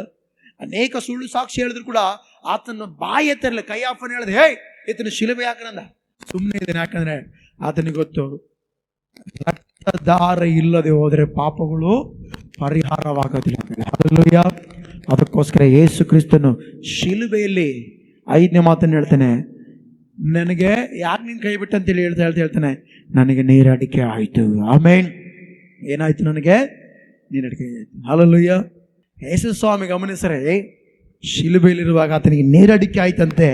ಯಾವ ನೀರಡಿಕೆ ಆಯ್ತು ಆತನಿಗೆ? ಯೇಸು ಸ್ವಾಮಿ ಬೋಲೋಕೆ ಯಾಕೆ ಬಂದ ನೋಡ್ರಿ? ವಾಕ್ಯ ಹೇಳುತ್ತೆ, ಲೂಕ ಸುವಾರ್ತೆ 19ನೇ ವಚನದಲ್ಲಿ ಹೇಳುತ್ತೆ, ಮನುಷ್ಯ ಕುಮಾರನು ಕೆಟ್ಟು ಹೋಗಿರುವುದನ್ನು ಹುಡುಕಿ ರಕ್ಷಿಸುವುದಕ್ಕೋಸ್ಕರ ಆತನು ಬಂದಿದ್ದಾನೆ. ಹಲ್ಲೆಲೂಯಾ. ಇವತ್ತು ಈ ಭೂಲೋಕದಲ್ಲಿ ಅದೆಷ್ಟೋ ಜನರು ಮನುಷ್ಯರು ಕೆಟ್ಟು ಹೋಗಿದ್ದಾರೆ, ಪಾಪದಲ್ಲಿ ಜೀವಿಸ್ತಾ ಇದ್ದಾರೆ, ಅಕ್ರಮದಲ್ಲಿ ಜೀವಿಸ್ತಾ ಇದ್ದಾರೆ. ಹಲ್ಲೆಲೂಯಾ. ಅವ್ರನ್ನ ಹುಡುಕಿ ರಕ್ಷಿಸಲು ಬಂದ. ಹಲ್ಲೆಲೂಯಾ. ಬಂದು ಯೇಸು ಸ್ವಾಮಿ ಅಲ್ಲಿಗೆ ಬಿಟ್ಟ. ಈ ಭೂ ಪ್ರಪಂಚಕ್ಕೆ ಯೇಸು ಸ್ವಾಮಿ ಒಂದು ಮಾತು ಹೇಳ್ದ, ನೀವು ಲೋಕದ ಕಟ್ಟ ಕಡೆಗೆ ಹೋಗಿ ತಂದೆ ಮಗ ಪವಿತ್ರಾತ್ಮ ಹೆಸರಲ್ಲಿ ಬಾಪ್ತಿಸಂ ಕೊಡ್ರ, ಅವರಿಗೆ ಸ್ವಾರ್ಥ ಹೇಳ್ರಿ ಅಂತ ಹೇಳ್ದ. ಹೇಳ್ತಾನ ಏನಂತ ಹೇಳ್ತಾನೆ ಗೊತ್ತಾ? ಬೆಳೆಯು ಬಹಳ. ಹಲ್ಲೆಲೂಯಾ. ಏನಂತ ಹೇಳ್ತೇನೆ ಹೇಳ್ರಿ? ಬೆಳೆಯು ಬಹಳ ಎಂಬುದಾಗಿ ಹೇಳ್ತಾನೆ. ಹಲ್ಲೆಲೂಯಾ. ಅಂದ್ರೆ ಯೇಸುವಿನ ದಾಹ ಯಾವುದ್ರ ಮೇಲೆ ಇದೆ ಗೊತ್ತಾ? ಸುವಾರ್ತೆ ಮೇಲೆ ಇದೆ. ಆಮೇನ್. ನಾನು ಇರುವ ಕಾಲ ಅಷ್ಟು ನಾನು ಸುವಾರ್ತೆ ಸಾರಿದ್ದೇನೆ. ಇನ್ನೂ ಅನೇಕ ಜನರಿಗೆ ಸುವಾರ್ತೆ ಮುಟ್ಟಿಲ್ಲ. ಹಲ್ಲೆಲೂಯಾ. ಇನ್ನೂ ಅನೇಕ ಜನರಿಗೆ ಯೇಸುವಿನ ಬಗ್ಗೆ ಗೊತ್ತಿಲ್ಲ. ನಾವೇನು ಮಾಡಬೇಕು? ಸಾರಬೇಕು. ಹಲ್ಲೆಲೂಯಾ. ಅದಕ್ಕೋಸ್ಕರ ಯೇಸು ಸ್ವಾಮಿ ಪುನರುತ್ಥಾನಾಗಿ ಬಂದ ಮೇಲೆ ಒಂದು ಮಾತು ಹೇಳ್ತಾನೆ ಇದನಿಗೆ ಪೇತ್ರನಿಗೆ, ಪೇತ್ರ ನಿನ್ನ ಮೇಲೆ ಮಮತೆ ಇಟ್ಟಿದೆ ಅಂತ ಹೇಳಿದಾಗ, ಸ್ವಾಮಿ ನೀನೇ ಬಲ್ಲೆ ಅಂತಂತ ಹೇಳಿದಾಗ ದೇವರು ಹೇಳ್ತಾನೆ, ನನ್ನ ಕುರಿಗಳನ್ನು ಮೇಯಿಸು ಅಂತ ಹೇಳ್ತಾನೆ, ಕಾಯಿ ಮೇಯಿಸು ಅಂತ ಹೇಳ್ತಾನೆ. ಹಲ್ಲೆಲೂಯಾ. ಅಂದ್ರೆ ನನ್ನ ಕುರಿಗಳು ಬಹಳ ಇದೆ ಭೂಲೋಕದಲ್ಲಿ. ಕುರಿಗಳಂದ್ರೆ ಏನು? ಕುರಿ ಸ್ವಭಾವದವರು. ಹಲ್ಲೆಲೂಯಾ. ಒಂದು ಗೊತ್ತಿಲ್ಲ, ಕುರಿಗಳು ತೊಳಲಿ ಬಳಲಿ ಹೋಗ್ತದೆ. ರೀತಿಯಲ್ಲ ನೋಡ್ರಿ, ಮನುಷ್ಯನಿಗೆ ಸರಿಯಾದ ಮಾರ್ಗ ತೋರಿಸಲಾರದೆ ಹೆಂಗೋ ಜೀವಿಸ್ತಾ ಇದ್ದಾರೆ ಮನುಷ್ಯರು. ದೇವರ ವಾಕ್ಯ ಮಾರ್ಗ ತೋರಿಸಲು ದೇವರು ಬಹಳ ಆಸೆ ಪಟ್ಟು ಹೇಳ್ತೇನೆ, ನನಗೆ ನೀರಡಿಕೆಯಾಗಿದೆ. ಏನಾಗಿದೆ ಆತನಿಗೆ? ಯಾವ ನೀರಡಿಕೆ? ಯಾವ ದಾಹ ಆಗಿದೆ ಆತನಿಗೆ? ಸುವಾರ್ತೆ ದಾಹ. ಹಲ್ಲೆಲೂಯಾ. ಆ ದಾಹವನ್ನು ಯಾರು ತೀರಿಸ್ಬೇಕು ಹೇಳ್ರಿ? ನೀವು ನಾವೇ ತೀರಿಸ್ಬೇಕು. ಆಮೇಲೆ ನೀವು ನಾವೇನು ಮಾಡ್ಬೇಕು ಹೇಳ್ರಿ? ಆ ದಾಹ ತೀರಿಸ್ಬೇಕು. ಹೆಂಗೆ? ಅಲ್ಲಿ ಯಾರು ನೀರು ಕೊಡಕ್ಲಂತ ಗೊತ್ತು ಯೇಸು ಸ್ವಾಮಿಗೆ? ಯೇಸು ಸ್ವಾಮಿ ನನಗೆ ನೀರಡಿಕೆ ಆಯ್ತು ಅಂದ್ರೆ ಏನ್ ಮಾಡಿದ್ರು ಗೊತ್ತಾ? ಏನ್ ಮಾಡಿದ್ರು? ಹುಳಿ ರಸ ತಂದು ಕೊಟ್ರು. ಸೋಪ್ ಗಿಡದ ಕಡಿ ತಂದು ಹಿಂಗಿಟ್ಟು ಕುಡಿ ಕುಡಿ ಕುಡಿ ಅಂತ ಹಿಂಗಂಟ್ರು, ಬಾಯಿಗಿಟ್ರು. ಹಲ್ಲೆಲೂಯಾ. ಅದ್ರ ಅರ್ಥ ಮಾಡ್ರಿ, ಯೇಸು ಸ್ವಾಮಿ ಗೊತ್ತಿಲ್ಲ, ಸರ್ವಜ್ಞಾನಿ ಯೇಸು ಸ್ವಾಮಿ. ಶಿಲುಬೆಯಲ್ಲಿದ್ದಾಗ ಯಾರು ನನಗೆ ನೀರು ಕೊಡೋಕ್ಲ ಅಂತ ಗೊತ್ತಿದ್ರು ಕೂಡ ಅಲ್ಲಿ ಏನಂತ ಹೇಳ್ತಾನೆ, ನನಗೆ ನೀರು ಅಡಿಕೆ ಆಯ್ತು. ಕೆಲವೊಬ್ರು ಹೇಳ್ತಾರ, ಗೊತ್ತಿದ್ದು ಕೇಳ್ತಮ್ಮ ನೀನು, ಗೊತ್ತಿದ್ದು ಮಾತಾಡ್ತಿ. ಇಲ್ಲಿ ಯಾವ ಗಾಡಿ ಬರಕ್ಲ ಅಂತ ಗೊತ್ತಿದ್ರು ಯಾವ್ದಾದ್ರು ಗಾಡಿ ಬಂದಿದ್ರು ಸಿಕ್ತಂತಿ. ಗೊತ್ತಿದ್ದು ಕೇಳಕ್ಕೆ ಸಾಷ್ಟೆ ತಮಸ್ ಮಾಡ್ತೀಯಾ ಅಂತ ಇರ್ತಾರ. ಯೇಸು ಸ್ವಾಮಿ ಗೊತ್ತಿದೆ ಅಲ್ಲಿ ಯಾರು ನೀರು ಕೊಡಕ್ಲ ಅಂತ ಗೊತ್ತಿದೆ, ಆದ್ರೂ ಮಾತಾಡ್ತಿದ್ದಾರೆ. ಯಾಕೆ ಮಾತಾಡ್ತಿದ್ದಾನೆ ಅಂದ್ರೆ ಆತನ ದಾಹ ನೀವು ತೀರಿಸಬೇಕು. Hallelujah, hallelujah. ಪೇತ್ರನು ತೀರಿಸಿದನು. ಆಮೆನ್. ಪೇತ್ರ ಏನ್ ಮಾಡ್ದ ಹೇಳ್ರಿ? ಸುವಾರ್ತೆಗೋಸ್ಕರ ಓಡಿದನು. ಹಲ್ಲೆಲೂಯಾ. ಸುವಾರ್ತೆಗೋಸ್ಕರ ತನ್ನ ಪ್ರಾಣವನ್ನೇ ಲೆಕ್ಕಕ್ಕಿಡ್ಲಿಲ್ಲ. ಆಮೆನ್. ಅದೇ ರೀತಿ ನಾವು ಕೂಡ ಆತನ ದಾಹವನ್ನು ತೀರಿಸಬೇಕು. ಹಲ್ಲೆಲೂಯಾ. ಆತನಿಗೆ ಯಾವ ದಾಹವಾಗಿದೆ? ಯಾವ ದಾಹವಾಗಿದೆ? ಸುವಾರ್ತೆ ದಾಹ. ಹಲ್ಲೆಲೂಯಾ. ಆತ್ಮಗಳ ದಾಹ ಇದೆ. ಆಮೆನ್. ಇನ್ನು ಅನೇಕ ಜನರಿಗೆ ಸುವಾರ್ತೆ ಸಾರಬೇಕು. ಇವತ್ತು ನೋಡ್ರಿ, ಪ್ರಪಂಚದಲ್ಲಿ ಅನೇಕರು ಹೇಳ್ತಾರೆ ಅಂತ್ಯ ದಿನ. ಇದು ಯಾವ ದಿನ? ಅಂತ್ಯ ದಿನ. ದೇವ್ರು ಇವತ್ತು ಬರ್ತಾನೆ, ನಾಳೆ ಬರ್ತಾನೆ ಅಂತ ಬಹಳ ಜನರು ಎದುರು ನೋಡ್ತಾ ಇದ್ದಾರೆ. ಆದ್ರೆ ಇನ್ನೂ ದೇವ್ರು ಯಾಕೆ ಬರ್ತಾ ಇಲ್ಲ ಹೇಳ್ರಿ? ಇನ್ನೂ ಅನೇಕ ಜನರು ಯೇಸುವನ್ನು ತಿಳಿದಿಲ್ಲ. ಇನ್ನು ಅನೇಕರಿಗೆ ಯೇಸುವಿನ ಆ ಪ್ರೀತಿ ಗೊತ್ತಿಲ್ಲ. ಅದಕ್ಕೋಸ್ಕರ ಇನ್ನೂ ವೇಟ್ ಮಾಡ್ತಾ ಇದ್ದಾನೆ. ಹಲ್ಲೆಲೂಯಾ. ನನ್ನ ದಾಹ ನನ್ನ ಜನರು ತೀರಿಸಲಿ. ಆಮೆನ್. ಅನೇಕರು ಸುವಾರ್ತೆ ಸಾರಲಿ. ಹಲ್ಲೆಲೂಯಾ. ಯೇಸುವಿನ ಬಗ್ಗೆ ಪ್ರಚುರ ಪಡಿಸಲೆಂಬುದಾಗಿ ಯೇಸು ಕಾಯ್ತಾ ಇದ್ದಾನೆ. ನಾವು ಅದನ್ನು ಮಾಡಬೇಕು. ಇವತ್ತು ಅದೆಷ್ಟೋ ಜನರಿಗೆ ಬೇರೆ ಬೇರೆ ದಾಹಗಳಿರ್ತವೆ. ಕೆಲವೊಬ್ಬರಿಗೆ ಉದ್ಯೋಗದ ದಾಹ, ಕೆಲವೊಬ್ಬರಿಗೆ ಕುಟುಂಬದಲ್ಲಿ ಹಣ ಸಂಪಾದಿಸಬೇಕಂತ ದಾಹ, ಏನೇನೋ ದಾಹಗಳಿರ್ತವೆ. ಆದರೆ ಈ ವಾಕ್ಯ ಕೇಳುವ ನೀವು ಯೇಸುವಿನ ದಾಹವನ್ನು ತಿಳಿದವರಾಗಿ ಏನು ಮಾಡೋಣ? ಕೆಲಸ ಮಾಡೋಣ. Hallelujah, hallelujah. ಏನ್ ಮಾಡಿ ಹೇಳ್ರಿ? ನಾವು ಕೆಲಸ ಮಾಡೋಣ. ಆಮೆನ್. ಯಾವ ಕೆಲಸ? ಸುವಾರ್ತೆ ಕೆಲಸ. ಹಲ್ಲೆಲೂಯಾ. ಕೆಲಸ ಮಾಡ್ತಾ ಕೂಡ ಸುವಾರ್ತೆ ವಿಷಯದಲ್ಲಿ, ನಮ್ಮ ಆರ್ಥಿಕ ವಿಷಯದಲ್ಲಿ ಬಿತ್ತೋಣ. ಸಮಯ ಇದ್ದಾಗ ದೇವರ ಕೆಲಸಕ್ಕೆ ನಾವು ಬಂದು ಸುವಾರ್ತೆ ಸಾರಕ್ಕೆ ಹೋಗೋಣ. ಆಮೆನ್. ಎಷ್ಟನೇ ಮಾತೀಗ? 5 ಮಾತುಗಳು ಏನೇನು ಹೇಳ್ರಿ? ಒಂದು, ತಂದೆ ಅವ್ರು ಏನ್ ಮಾಡ್ತಾರ? ಅವರು ಹರಿಯರವ್ರನ್ನ ಕ್ಷಮಿಸಿ. 2ನೇದು, ಇವತ್ತೇ ನಿನ್ನ ಸಂಗಡ ಪರದೇಶಿಲ್ಲ. 3ನೇದು, ಈಗೋ ನಿನ್ನ ತಾಯಿ, ಈಗೋ ನಿನ್ನ ಮಗನು. 4ನೇದು, ಏಲಿ ಏಲಿ ನಮ ಸಬಕ್ತಾನೆ, ಅಂದ್ರೆ ನಮ್ಮ ದೇವ್ರೆ ಯಾಕೆ ನನ್ನ ಕೈ ಬಿಟ್ಟಿ. 5ನೇದು, ನನಗೇನಾಯ್ತು? ಆಯ್ತಾ? ನಮಗೆ ನೀರಡಿಕೆ ಆಗಿರ್ಬೇಕು. ಯಾವುದು? ಆತ್ಮಿಕ ವಿಷಯದಲ್ಲಿ ಅನೇಕ ಆತ್ಮಗಳನ್ನು ಗೆಲ್ಲಲು ನಾವೇನಾಗಿರ್ಬೇಕಂದ್ರೆ ದಾಹ ಉಳ್ಳವರಾಗಿರ್ಬೇಕು. ಆಮೆನ್. Hallelujah, hallelujah. ಓಕೆ, ಈಗ 6ನೇ ಮಾತು ಓದೋಣ. ತೆಗ್ರಿ ಯೋಹಾನ ಬರೆದ ಸುವಾರ್ತೆ 19:30 ವಚನ ಓದ್ರಿ ಬೇಗ. ಯೇಸು ಆ ಹುಳಿರಸವನ್ನು ತಕ್ಕೊಂಡ ಮೇಲೆ ತೀರಿತು ಎಂದು ಹೇಳಿ ತಲೆಬಾಗಿಸಿ ಆತ್ಮವನ್ನು ಏನ್ ಮಾಡಿದನಂತೆ? ಒಪ್ಪಿಸಿದನು. ಹಲ್ಲೆಲೂಯಾ. 6ನೇ ಮಾತೇನು ಹೇಳ್ರಿ? ತೀರಿತು. ಹೇಳ್ರಿ 6ನೇ ಮಾತೇನು? ತೀರಿತು. ಹಲ್ಲೆಲೂಯಾ. ಏನ್ ತೀರಿತು? ಸಾಲ ತೀರ್ತಾ? ರೋಗ ತೀರ್ತಾ? ಸಮಸ್ಯೆಗಳು ತೀರ್ತಾ? ಹಲ್ಲೆಲೂಯಾ. ಏನ್ ತೀರ್ತು?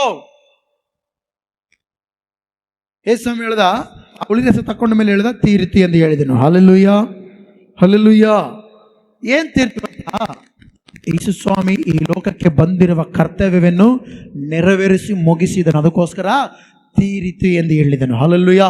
ಈ ಭೂಲೋಕಕ್ಕೆ ಯಾಕೆ ಬಂದ ಹೇಳ್ರಿ? ಸ್ವಾಮಿ ಪಾಪಿಗಳನ್ನು ಹುಡುಕಿ ರಕ್ಷಿಸಲು ಬಂದ. ಹಲ್ಲೆಲೂಯಾ. ಅದಕ್ಕೋಸ್ಕರ ತೀರಿತು ಎಂದು ಹೇಳಿದನು. ಹಲ್ಲೆಲೂಯಾ. ಏನ್ ತೀರಿಸಿದನು? ವಾಕ್ಯ ಓದೋಣ. ರೋಮ 10ನೇ ಅಧ್ಯಾಯ 4ನೇ ವಚನ. ವಾಕ್ಯ ಓದ್ರಿ. ರೋಮ 10ನೇ ಅಧ್ಯಾಯ 4ನೇ ವಚನ. ಬೇಗ ಯಾರಾದ್ರೂ ಓದ್ರಿ. ನಂಬುವವರೆಲ್ಲರಿಗೆ ನೀತಿಯನ್ನು ದೊರಕಿಸಿರುವ ಕ್ರಿಸ್ತನಿಂದಲೇ ಕರ್ಮ ಮಾರ್ಗಕ್ಕೆ ಅಂತ್ಯವಾಯಿತು. ಹಲ್ಲೆಲೂಯಾ. ಕರ್ಮ ಮಾರ್ಗ ಅಂದ್ರೆ ಅರ್ಥ ಏನು ಗೊತ್ತಾ? ಧರ್ಮಶಾಸ್ತ್ರದ ಮಾರ್ಗ ಅಂತ್ಯವಾಯಿತು. ಹಲ್ಲೆಲೂಯಾ. ದೇವ್ರು ಏನ್ ತೀರಿಸಿದನು ಗೊತ್ತಾ? ಹಳೆ ಒಡಂಬಡಿಕೆಯಲ್ಲಿ ಪಾಪಿಗಳಿಗೆ ಒಂದು ನಿಯಮ ಇತ್ತು. ಏನಿತ್ತು ಹೇಳ್ರಿ? ಏನ್ ನಿಯಮ ಅದು? ಬಲಿ ಕೊಡಬೇಕು. ಏನ್ ಕೊಡಬೇಕು? ಬಲಿ ಕೊಡಬೇಕು. ಹಲ್ಲೆಲೂಯಾ. ಆದ್ರೆ ಯೇಸು ಕ್ರಿಸ್ತನ ಈ ಲೋಕಕ್ಕೆ ಬಂದು ಏನಾದ್ರು ಹೇಳ್ರಿ? ತಾನೇ ಬಲಿಯಾದನು. ಹಲ್ಲೆಲೂಯಾ. ತಾನೇ ಏನಾದನು ಹೇಳ್ರಿ? ಯೇಸು ಕ್ರಿಸ್ತನು ಬಲಿಯಾದನು. ಅದಕ್ಕೋಸ್ಕರ ಇಬ್ರಿ 10:4 ನಾವು ವಾಕ್ಯ ನೋಡೋದಾದ್ರೆ, ಓರಿಗಳ ಮತ್ತು ಹೋತಗಳ ರಕ್ತದಿಂದ ಪಾಪ ಪರಿಹಾರವಾಗೋದಿಲ್ಲ, ಅದು ಅಸಾಧ್ಯವಾಗಿದೆ ಎಂಬುದಾಗಿ ವಾಕ್ಯದೊಡದೆ. ಅದಕ್ಕೋಸ್ಕರ ಆತನ ದೇಹವನ್ನು ಸಿದ್ಧ ಮಾಡಿದ್ದಾನೆ. Hallelujah, hallelujah. ಧರ್ಮಶಾಸ್ತ್ರದ ಪ್ರಕಾರ ಬಲಿ ಕೊಡಬೇಕಾಗಿತ್ತು. ಪಾಪ ಪರಿಹಾರವಾಗಬೇಕಾದ್ರೆ ಬಲಿಗಳು ಕೊಡಬೇಕು. ಇವತ್ತು ಯಾರಾದರೂ ಬಲಿ ಕೊಟ್ಟಿದ್ರಾ? ಬದಲಾಗಿ ಏನು ಕೊಟ್ಟಿದ್ರಿ? ಮನಸ್ಸು ಕೊಟ್ಟಿದ್ರಿ. ಬದಲಾಗಿ ಏನು ಮಾಡಿದ್ರಿ? ನಿಮ್ಮ ಪಾಪವನ್ನು ಒಪ್ಪಿಕೊಂಡು ಅರಿಕೆ ಮಾಡಿ ಬಿಟ್ಟಿದ್ದೀರಾ. ಹಲ್ಲೆಲೂಯಾ. ಪಾಪಕ್ಕೆ ನೀವು ಯಾರಾದರೂ ಬಲಿ ಕೊಟ್ಟಿದ್ದೀರಾ?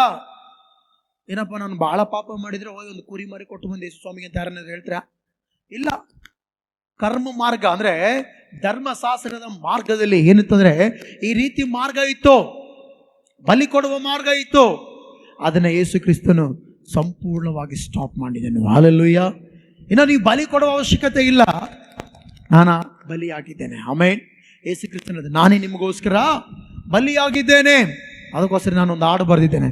ನನಗಾಗಿ ಬಲಿಯಾದವನೇ, ನನ್ನನ್ನೇ ರಕ್ಷಿಸಿದವನೇ, ನಿನ್ ಪ್ರೀತಿ ಎಂದಿಗೂ ನನ್ನ ಮರೆಯದು, ನಿನ್ ಕರುಣೆ ಎಂದಿಗೂ ನನ್ನನ್ನು ಕೈಬಿಡದು, ನಿನ್ ಪ್ರೀತಿ ವರ್ಣಿಸಲಾಗದಷ್ಟು ಉನ್ನತ, ನಿನ್ ಕರುಣೆ ವಿವರಿಸಲಾರೆನಯ್ಯ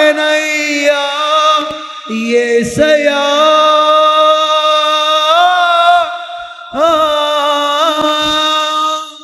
ಹಲ್ಲೆಲೂಯಾ, ಹಲ್ಲೆಲೂಯಾ.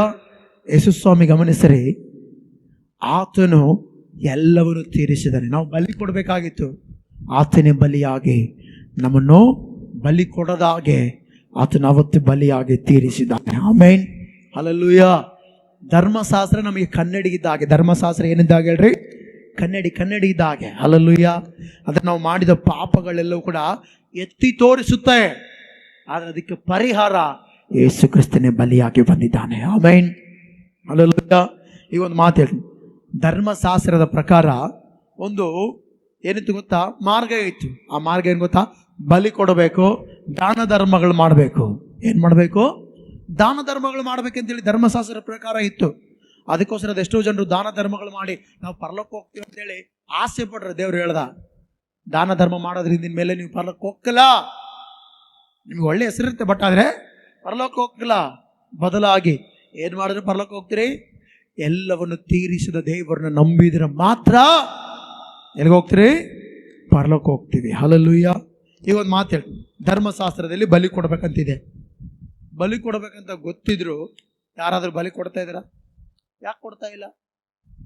ಅಂದ್ರೆ ಗೊತ್ತಿದೆ, ಎಲ್ಲರಿಗೂ ದೇವರು ತೀರಿಸಿದ್ರಂದ್ರೆ. ಆದರೆ ದೇವರು ಎಲ್ಲವನ್ನು ತೀರಿಸಿದ ದೇವರಿಗೆ ಒಳಗಾಗ್ತಾ ಇಲ್ಲ. ನಾವು ಒಳಗಾಗಬೇಕು. ಆಮೇನ್. ಆತನೇನು ಮಾಡಿದ್ದಾನೆ ಹೇಳ್ರಿ? ಎಲ್ಲವನ್ನು ತೀರಿಸಿದಾನೆ. ಹಲ್ಲೆಲೂಯಾ. ಎಲ್ಲವನ್ನು ತೀರಿಸಿ ನಮ್ಮ ಜೀವಿತದಲ್ಲಿ ಉತ್ತಮವಾದ ಕಾರ್ಯವನ್ನು ಆಸೆ ಪಟ್ಟಿದ್ದಾನೆ. ಆಮೇನ್, ಹಲ್ಲೆಲೂಯಾ. ಆರನೇ ಮಾತೇನು? ತೀರಿತು. 7ನೇ ಮಾತು ಓದೋಣ. ತೆಗೆರಿ 7ನೇ ಮಾತು ಓದಿ ನಾವು ವಾಕ್ಯ ಮುಗಿಸ್ಕೋಣ. ಲೂಕನ ಬರೆದ ಸುವಾರ್ತೆ 23ನೇ ಅಧ್ಯಾಯ 46ನೇ ವಚನ ವಾಕ್ಯ ಓದಿ ನಾವು ವಾಕ್ಯ ಮುಗಿಸೋಣ. ಆಮೇಲೆ ಯೇಸು, ತಂದೆಯೇ, ನನ್ನ ಆತ್ಮನಿನ ಕೈಗೆ ಒಪ್ಪಿಸಿಕೊಡುತ್ತೇನೆ ಎಂದು ಮಹಾಧ್ವನಿಯಿಂದ ಕೂಗಿದನು. ಇದನ್ನು ಹೇಳಿದ ಮೇಲೆ ಪ್ರಾಣ ಬಿಟ್ಟನು. ಹಲ್ಲೆಲೂಯಾ. 7ನೇ ಮಾತು ಏನು ಹೇಳ್ರಿ? ತಂದೆಯೇ, ನನ್ನ ಆತ್ಮವನ್ನು ನಿನ್ನ ಕೈಗೆ ಒಪ್ಪಿಸಿಕೊಡುತ್ತೇನೆ. ಹಲ್ಲೆಲೂಯಾ. ಅಂದರೆ ಈ ಆತ್ಮ ಎಲ್ಲಿಂದ ಬಂದಿದೆ ಹೇಳ್ರಿ? ಈ ಆತ್ಮ ಎಲ್ಲಿಂದ ಬಂದಿದೆ? ಪರಲೋಕದಿಂದ ಬಂದಿದೆ. ಹಲ್ಲೆಲೂಯಾ. ನನ್ನ ಆತ್ಮ ಎಲ್ಲಿಂದ ಬಂದಿದೆ? ಈಗ ಪರಲೋಕದಿಂದ ಬಂದಿಲ್ಲ. ಅದಕ್ಕೋಸ್ಕರ ನೀವು ಕೂಡ ತಿಳ್ಕೊಳ್ಬೇಕು. ಅವತ್ತು ಯೇಸುವನ್ನು ರೋಮ ಸೈನಿಕರು ಹೊಡೆದ್ರು, ಚಿತ್ರಹಿಂಸ ಮಾಡಿದ್ರು, ಶಿಲುಬೆಗೆ ಹಾಕಿದ್ರು. ಬಟ್ ಆದರೆ ಒಂದು ಮಾತು ಹೇಳ್ತೀನಿ, ಯೇಸುವಿನ ದೇಹಕ್ಕೆ ಮಾತ್ರ ಗಾಯ ಮಾಡಿದ್ರು, ಆತನ ಆತ್ಮಕ್ಕೆ ಒಂದು ಗಾಯ ಆಗಲಿಲ್ಲ. ಹಲ್ಲೆಲೂಯಾ. ಯೇಸುವಿನ ದೇಹಕ್ಕೆ ಚಿತ್ರಹಿಂಸೆ ಕೊಟ್ಟರು, ಯೇಸುವಿನ ಆತ್ಮಕ್ಕೆ ಒಂದು ಗಾಯ ಕೂಡ ಮಾಡಲಿಲ್ಲ. Hallelujah, hallelujah. ಅದಕ್ಕೋಸ್ಕರ ನಾವೆಲ್ಲರೂ ಕೂಡ ಇವತ್ತು ಈ ವಾಕ್ಯದ ಮೂಲಕ ತಿಳ್ಕೊಳ್ಬೇಕು, ಈ ಆತ್ಮ ದೇವರು ಕೊಟ್ಟಿದ್ದಾನೆ. ಇದು ಎಲ್ಲಿಗೆ ಸೇರ್ಬೇಕು ಹೇಳ್ರಿ? ಈ ಆತ್ಮ ಎಲ್ಲಿಗೆ ಸೇರಬೇಕು? ದೇವರ ಬಳಿಗೆ ಸೇರಬೇಕು. ಎಲ್ಲಿಗೆ ಸೇರಬಾರ್ದು ಹೇಳ್ರಿ?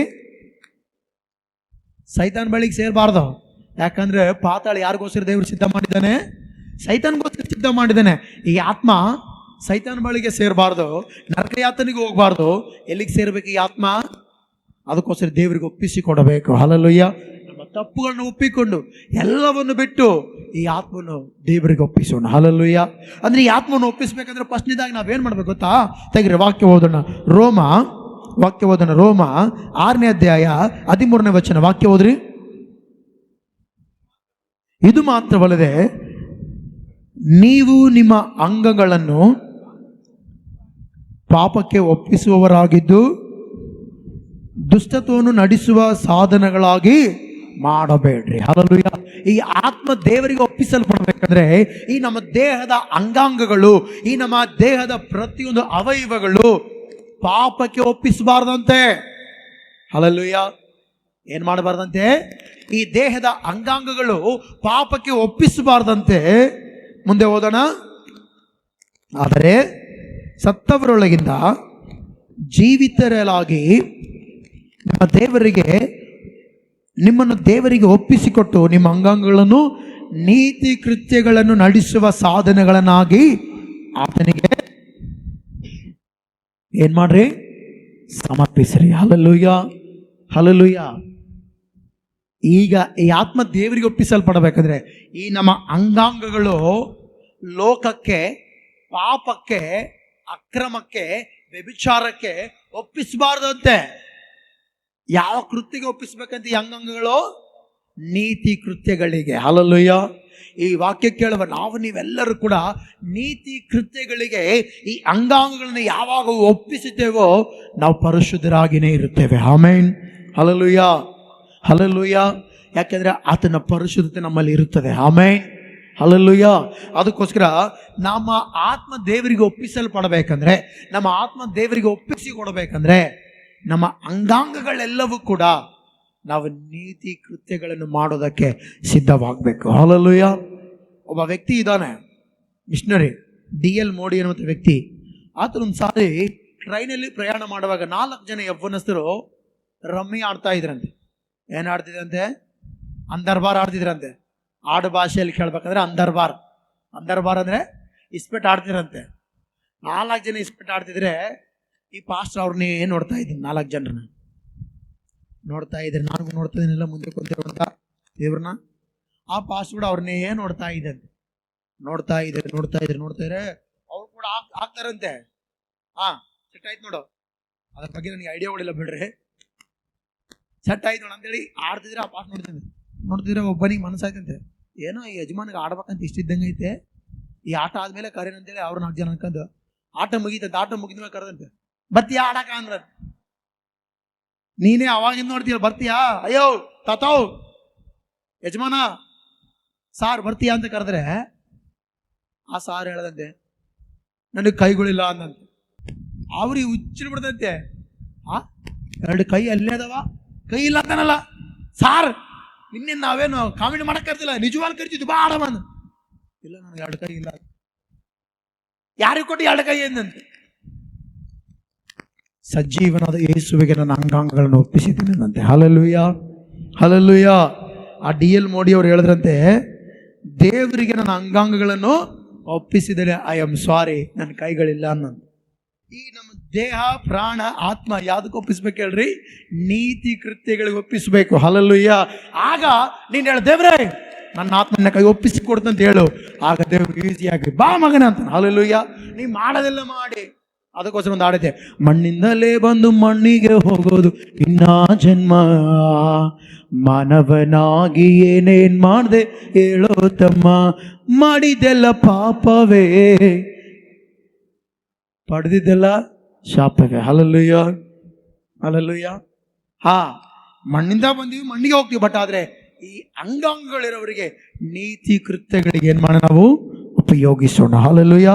ಉಪಯೋಗಿಸಿದಾಗ ನೀ ಧೈರ್ಯವಾಗಿ ಹೇಳ್ಬೋದು, ದೇವ್ರೇ ಭೂಲೋಕದಾಗಿದ್ದಾಗ ನನ್ನ ದೇಹ, ನನ್ನ ಕೈಗಳು ಕಳತನ ಮಾಡ್ದಂಗ, ಇನ್ನೊಂದು ಕೆಟ್ಟದ ಮಾಡ್ದಂಗ ನಾನು ಕಾಪಾಡಿಕೊಂಡಿದ್ದೇನೆ. ನನ್ನ ಕಣ್ಣುಗಳು ಕಾಪಾಡಿಕೊಂಡು, ನನ್ನ ಬಾಯಿ ಕಾಪಾಡಿಕೊಂಡು, ನನ್ನ ಕಾಲಲ್ಲಿ ಕಾಪಾಡಿಕೊಂಡಿದ್ದೆ, ನನ್ನ ಯೋಚನೆ ಕಾಪಾಡಿಕೊಂಡಿದ್ದೇನೆ.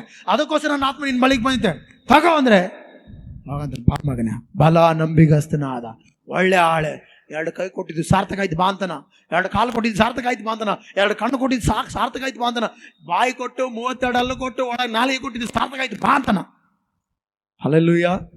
ಅದಕ್ಕೋಸ್ಕರ ನೀವು ನಾವೆಲ್ಲರೂ ಕೂಡ ನಮ್ಮ ಆತ್ಮ ದೇವರಿಗೆ ಒಪ್ಪಿಸಬೇಕು. ಹೆಂಗೆ? ನಮ್ಮ ದೇಹದಲ್ಲಿ ಆತನ ಪ್ರಚುರಪಡಿಸುತ್ತಾ ನಮ್ಮ ಅಂಗಾಂಗಗಳನ್ನು ನೀತಿ ಕೃತ್ಯಗಳು ಏನು ಮಾಡಿ ಹೇಳ್ರಿ ಒಪ್ಪಿಸೋಣ, ದೇವರಿಗೆ ವಿಧೇಯರಾಗಿ ಜೀವಿಸೋಣ. ಹಲ್ಲೆಲೂಯಾ. ಹೇಳ್ರಿ ಒಂದೇ ಮಾತೇನು? ತಂದೆಯವ್ರು ಏನು ಮಾಡ್ತಾರೆ? ಅವ್ರ ಹರಿಯರು ಅವ್ರನ್ನ ಕ್ಷಮಿಸಿ. 2ನೇದು, ಇವತ್ತಿನ ನನ್ನ ಸಂಗಡ ಪರದೇಶಿಲ್ಲ. 3ನೇದು, ಈಗೋ ಅಮ್ಮ ನಿಮ್ಮ ಮಗ, ಈಗೋ ನಿನ್ನ ತಾಯಿ. 4ನೇದು, ಎಲ್ಲಿ ಏನೇ ಲಮಾಸಬಾಗ್ತಾನೆ. 5ನೇದು, ನಿನಗೆ ಯೇಸು ಸ್ವಾಮಿ ನೀರು ಅಡಿಕೆ ಆಯ್ತು. 5ನೇ ಮಾತು, ರೈಟ್. 6ನೇದು, ತೀರಿತು. ಎಲ್ಲ ತೀರಿಸಿದ ಭೂಲೋಕಕ್ಕೆ ಆತನ ಬಂದಿರೋ ಕಾರ್ಯ ಮಾಡಿ ಮುಗಿಸಿ ಹೋದನು. ಹಲ್ಲೆಲೂಯಾ. ಮುಗಿಸಿದ ಮೇಲೆ 7ನೇದಾಗಿ ಏನು ಹೇಳ್ದೆ ಹೇಳ್ರಿ? ನನ್ನ ಆತ್ಮನಿಗೆ ಒಪ್ಪಿಸಿಕೊಡ್ತೀನಿ. ಅಂದರೆ ಎಲ್ಲಿಂದ ಬಂದಿರೋ ಆತ್ಮ ಅಲ್ಲಿಗೆ ಸೇರಲೇಬೇಕು. ಅದಕ್ಕೋಸ್ಕರ ಪ್ರಸಂಗಿಯಲ್ಲಿ ಒಂದು ಮಾತೈತೆ, ಮಣ್ಣಿಂದ ಬಂದ ದೇಹ ಮಣ್ಣಿಗೆ ಹೋಗುತ್ತೆ, ಆತ್ಮನನ್ನು ದಯಪಾಲಿಸಿದ ದೇವರ ಬಳಿಗೆ ಆತ್ಮ ಹೋಗ್ಬೇಕು. ಹಲ್ಲೆಲೂಯಾ. ಅದಕ್ಕೋಸ್ಕರ ಈ ಆತ್ಮ ಇರೋವರೆಗೂ ನಾವು ದೇವರಿಗೋಸ್ಕರ ಜೀವಿಸೋಣ, ದೇವರ ಕಾರ್ಯವನ್ನು ಮಾಡೋಣ. ಆಮೇನ್. ದೇವರು ನಿಮ್ಮೆಲ್ಲರನ್ನ ಆಶೀರ್ವಾದ ಮಾಡಲಿ. ಕಣ್ಮುಚ್ಚಿ ನಾವೆಲ್ಲರೂ ಪ್ರಾರ್ಥನೆ ಮಾಡೋಣ. ಪರಿಶುದ್ಧನಾಗಿರುವ ದೇವರೇ ನಿನಗೆ ಸ್ತೋತ್ರ ಕರ್ತನೆ, ಉನ್ನತನಾಗಿರುವ ದೇವರೇ ನಿನಗೆ ಸ್ತೋತ್ರ. ಬಲವುಳ್ಳ ಪವಿತ್ರಾತ್ಮನೆ, ಬಲಹೀನತೆಗಳೆಲ್ಲವನ್ನು ತೆಗೆದುಹಾಕಿ ನಿನ್ನ ಕೃಪೆಯಿಂದ ದೇವರು ನಮ್ಮ ಜೀವಿತಗಳನ್ನು ಕಟ್ಟು, ನಿನ್ನ ಕೃಪೆಯಿಂದ ದೇವರು ನಮ್ಮ ಜೀವಿತವನ್ನು ಸ್ಥಿರಪಡಿಸು. ನಿನ್ನ ಕೃಪೆಯಿಂದ ಕರ್ತನೆ ಎಲ್ಲ ವಿಷಯದಲ್ಲಿ ಬಲವಾದ ಕಾರ್ಯವನ್ನು ಮಾಡು. ಕರ್ತನೆ ನಿನ್ನೆ ಈ ದಿನ 7 ಮಾತುಗಳನ್ನು ಮಾತನಾಡಿದಕ್ಕಾಗಿ ಸ್ತೋತ್ರವನ್ನು ಸಲ್ಲಿಸ್ತಾ ಇದ್ದೇನೆ. ಎಲ್ಲರೂ ಪ್ರಾರ್ಥನೆ ಮಾಡಿದವರೇ, ಏಸಪ್ಪ ಈ ದಿನ ವಾಕ್ಯದ ಮೂಲಕ ಮಾತನಾಡಿದಾತನೆ, ಈ ದಿನ ವಾಕ್ಯಗಳ ಮೂಲಕ ಮಾತನಾಡಿ ಬಲಪಡಿಸಿದಾತನೆ, ಈ ದಿನ ವಾಕ್ಯಗಳ ಮೂಲಕ ದೇವರೇ ಸಪ್ಪ 7 ಮಾತುಗಳನ್ನು ತಿಳಿಸಿದ ದೇವರೇ, ಅಯ್ಯ ನೀನು ಶಿಲುಬೆಯಲ್ಲಿ ಭಯಂಕರವಾದ ದೇವರೇ ಸಪ್ಪ ತ್ಯಾಗವನ್ನು ಮಾಡಿದಾತನೆ, ನಿನಗೆ ಸ್ತೋತ್ರ.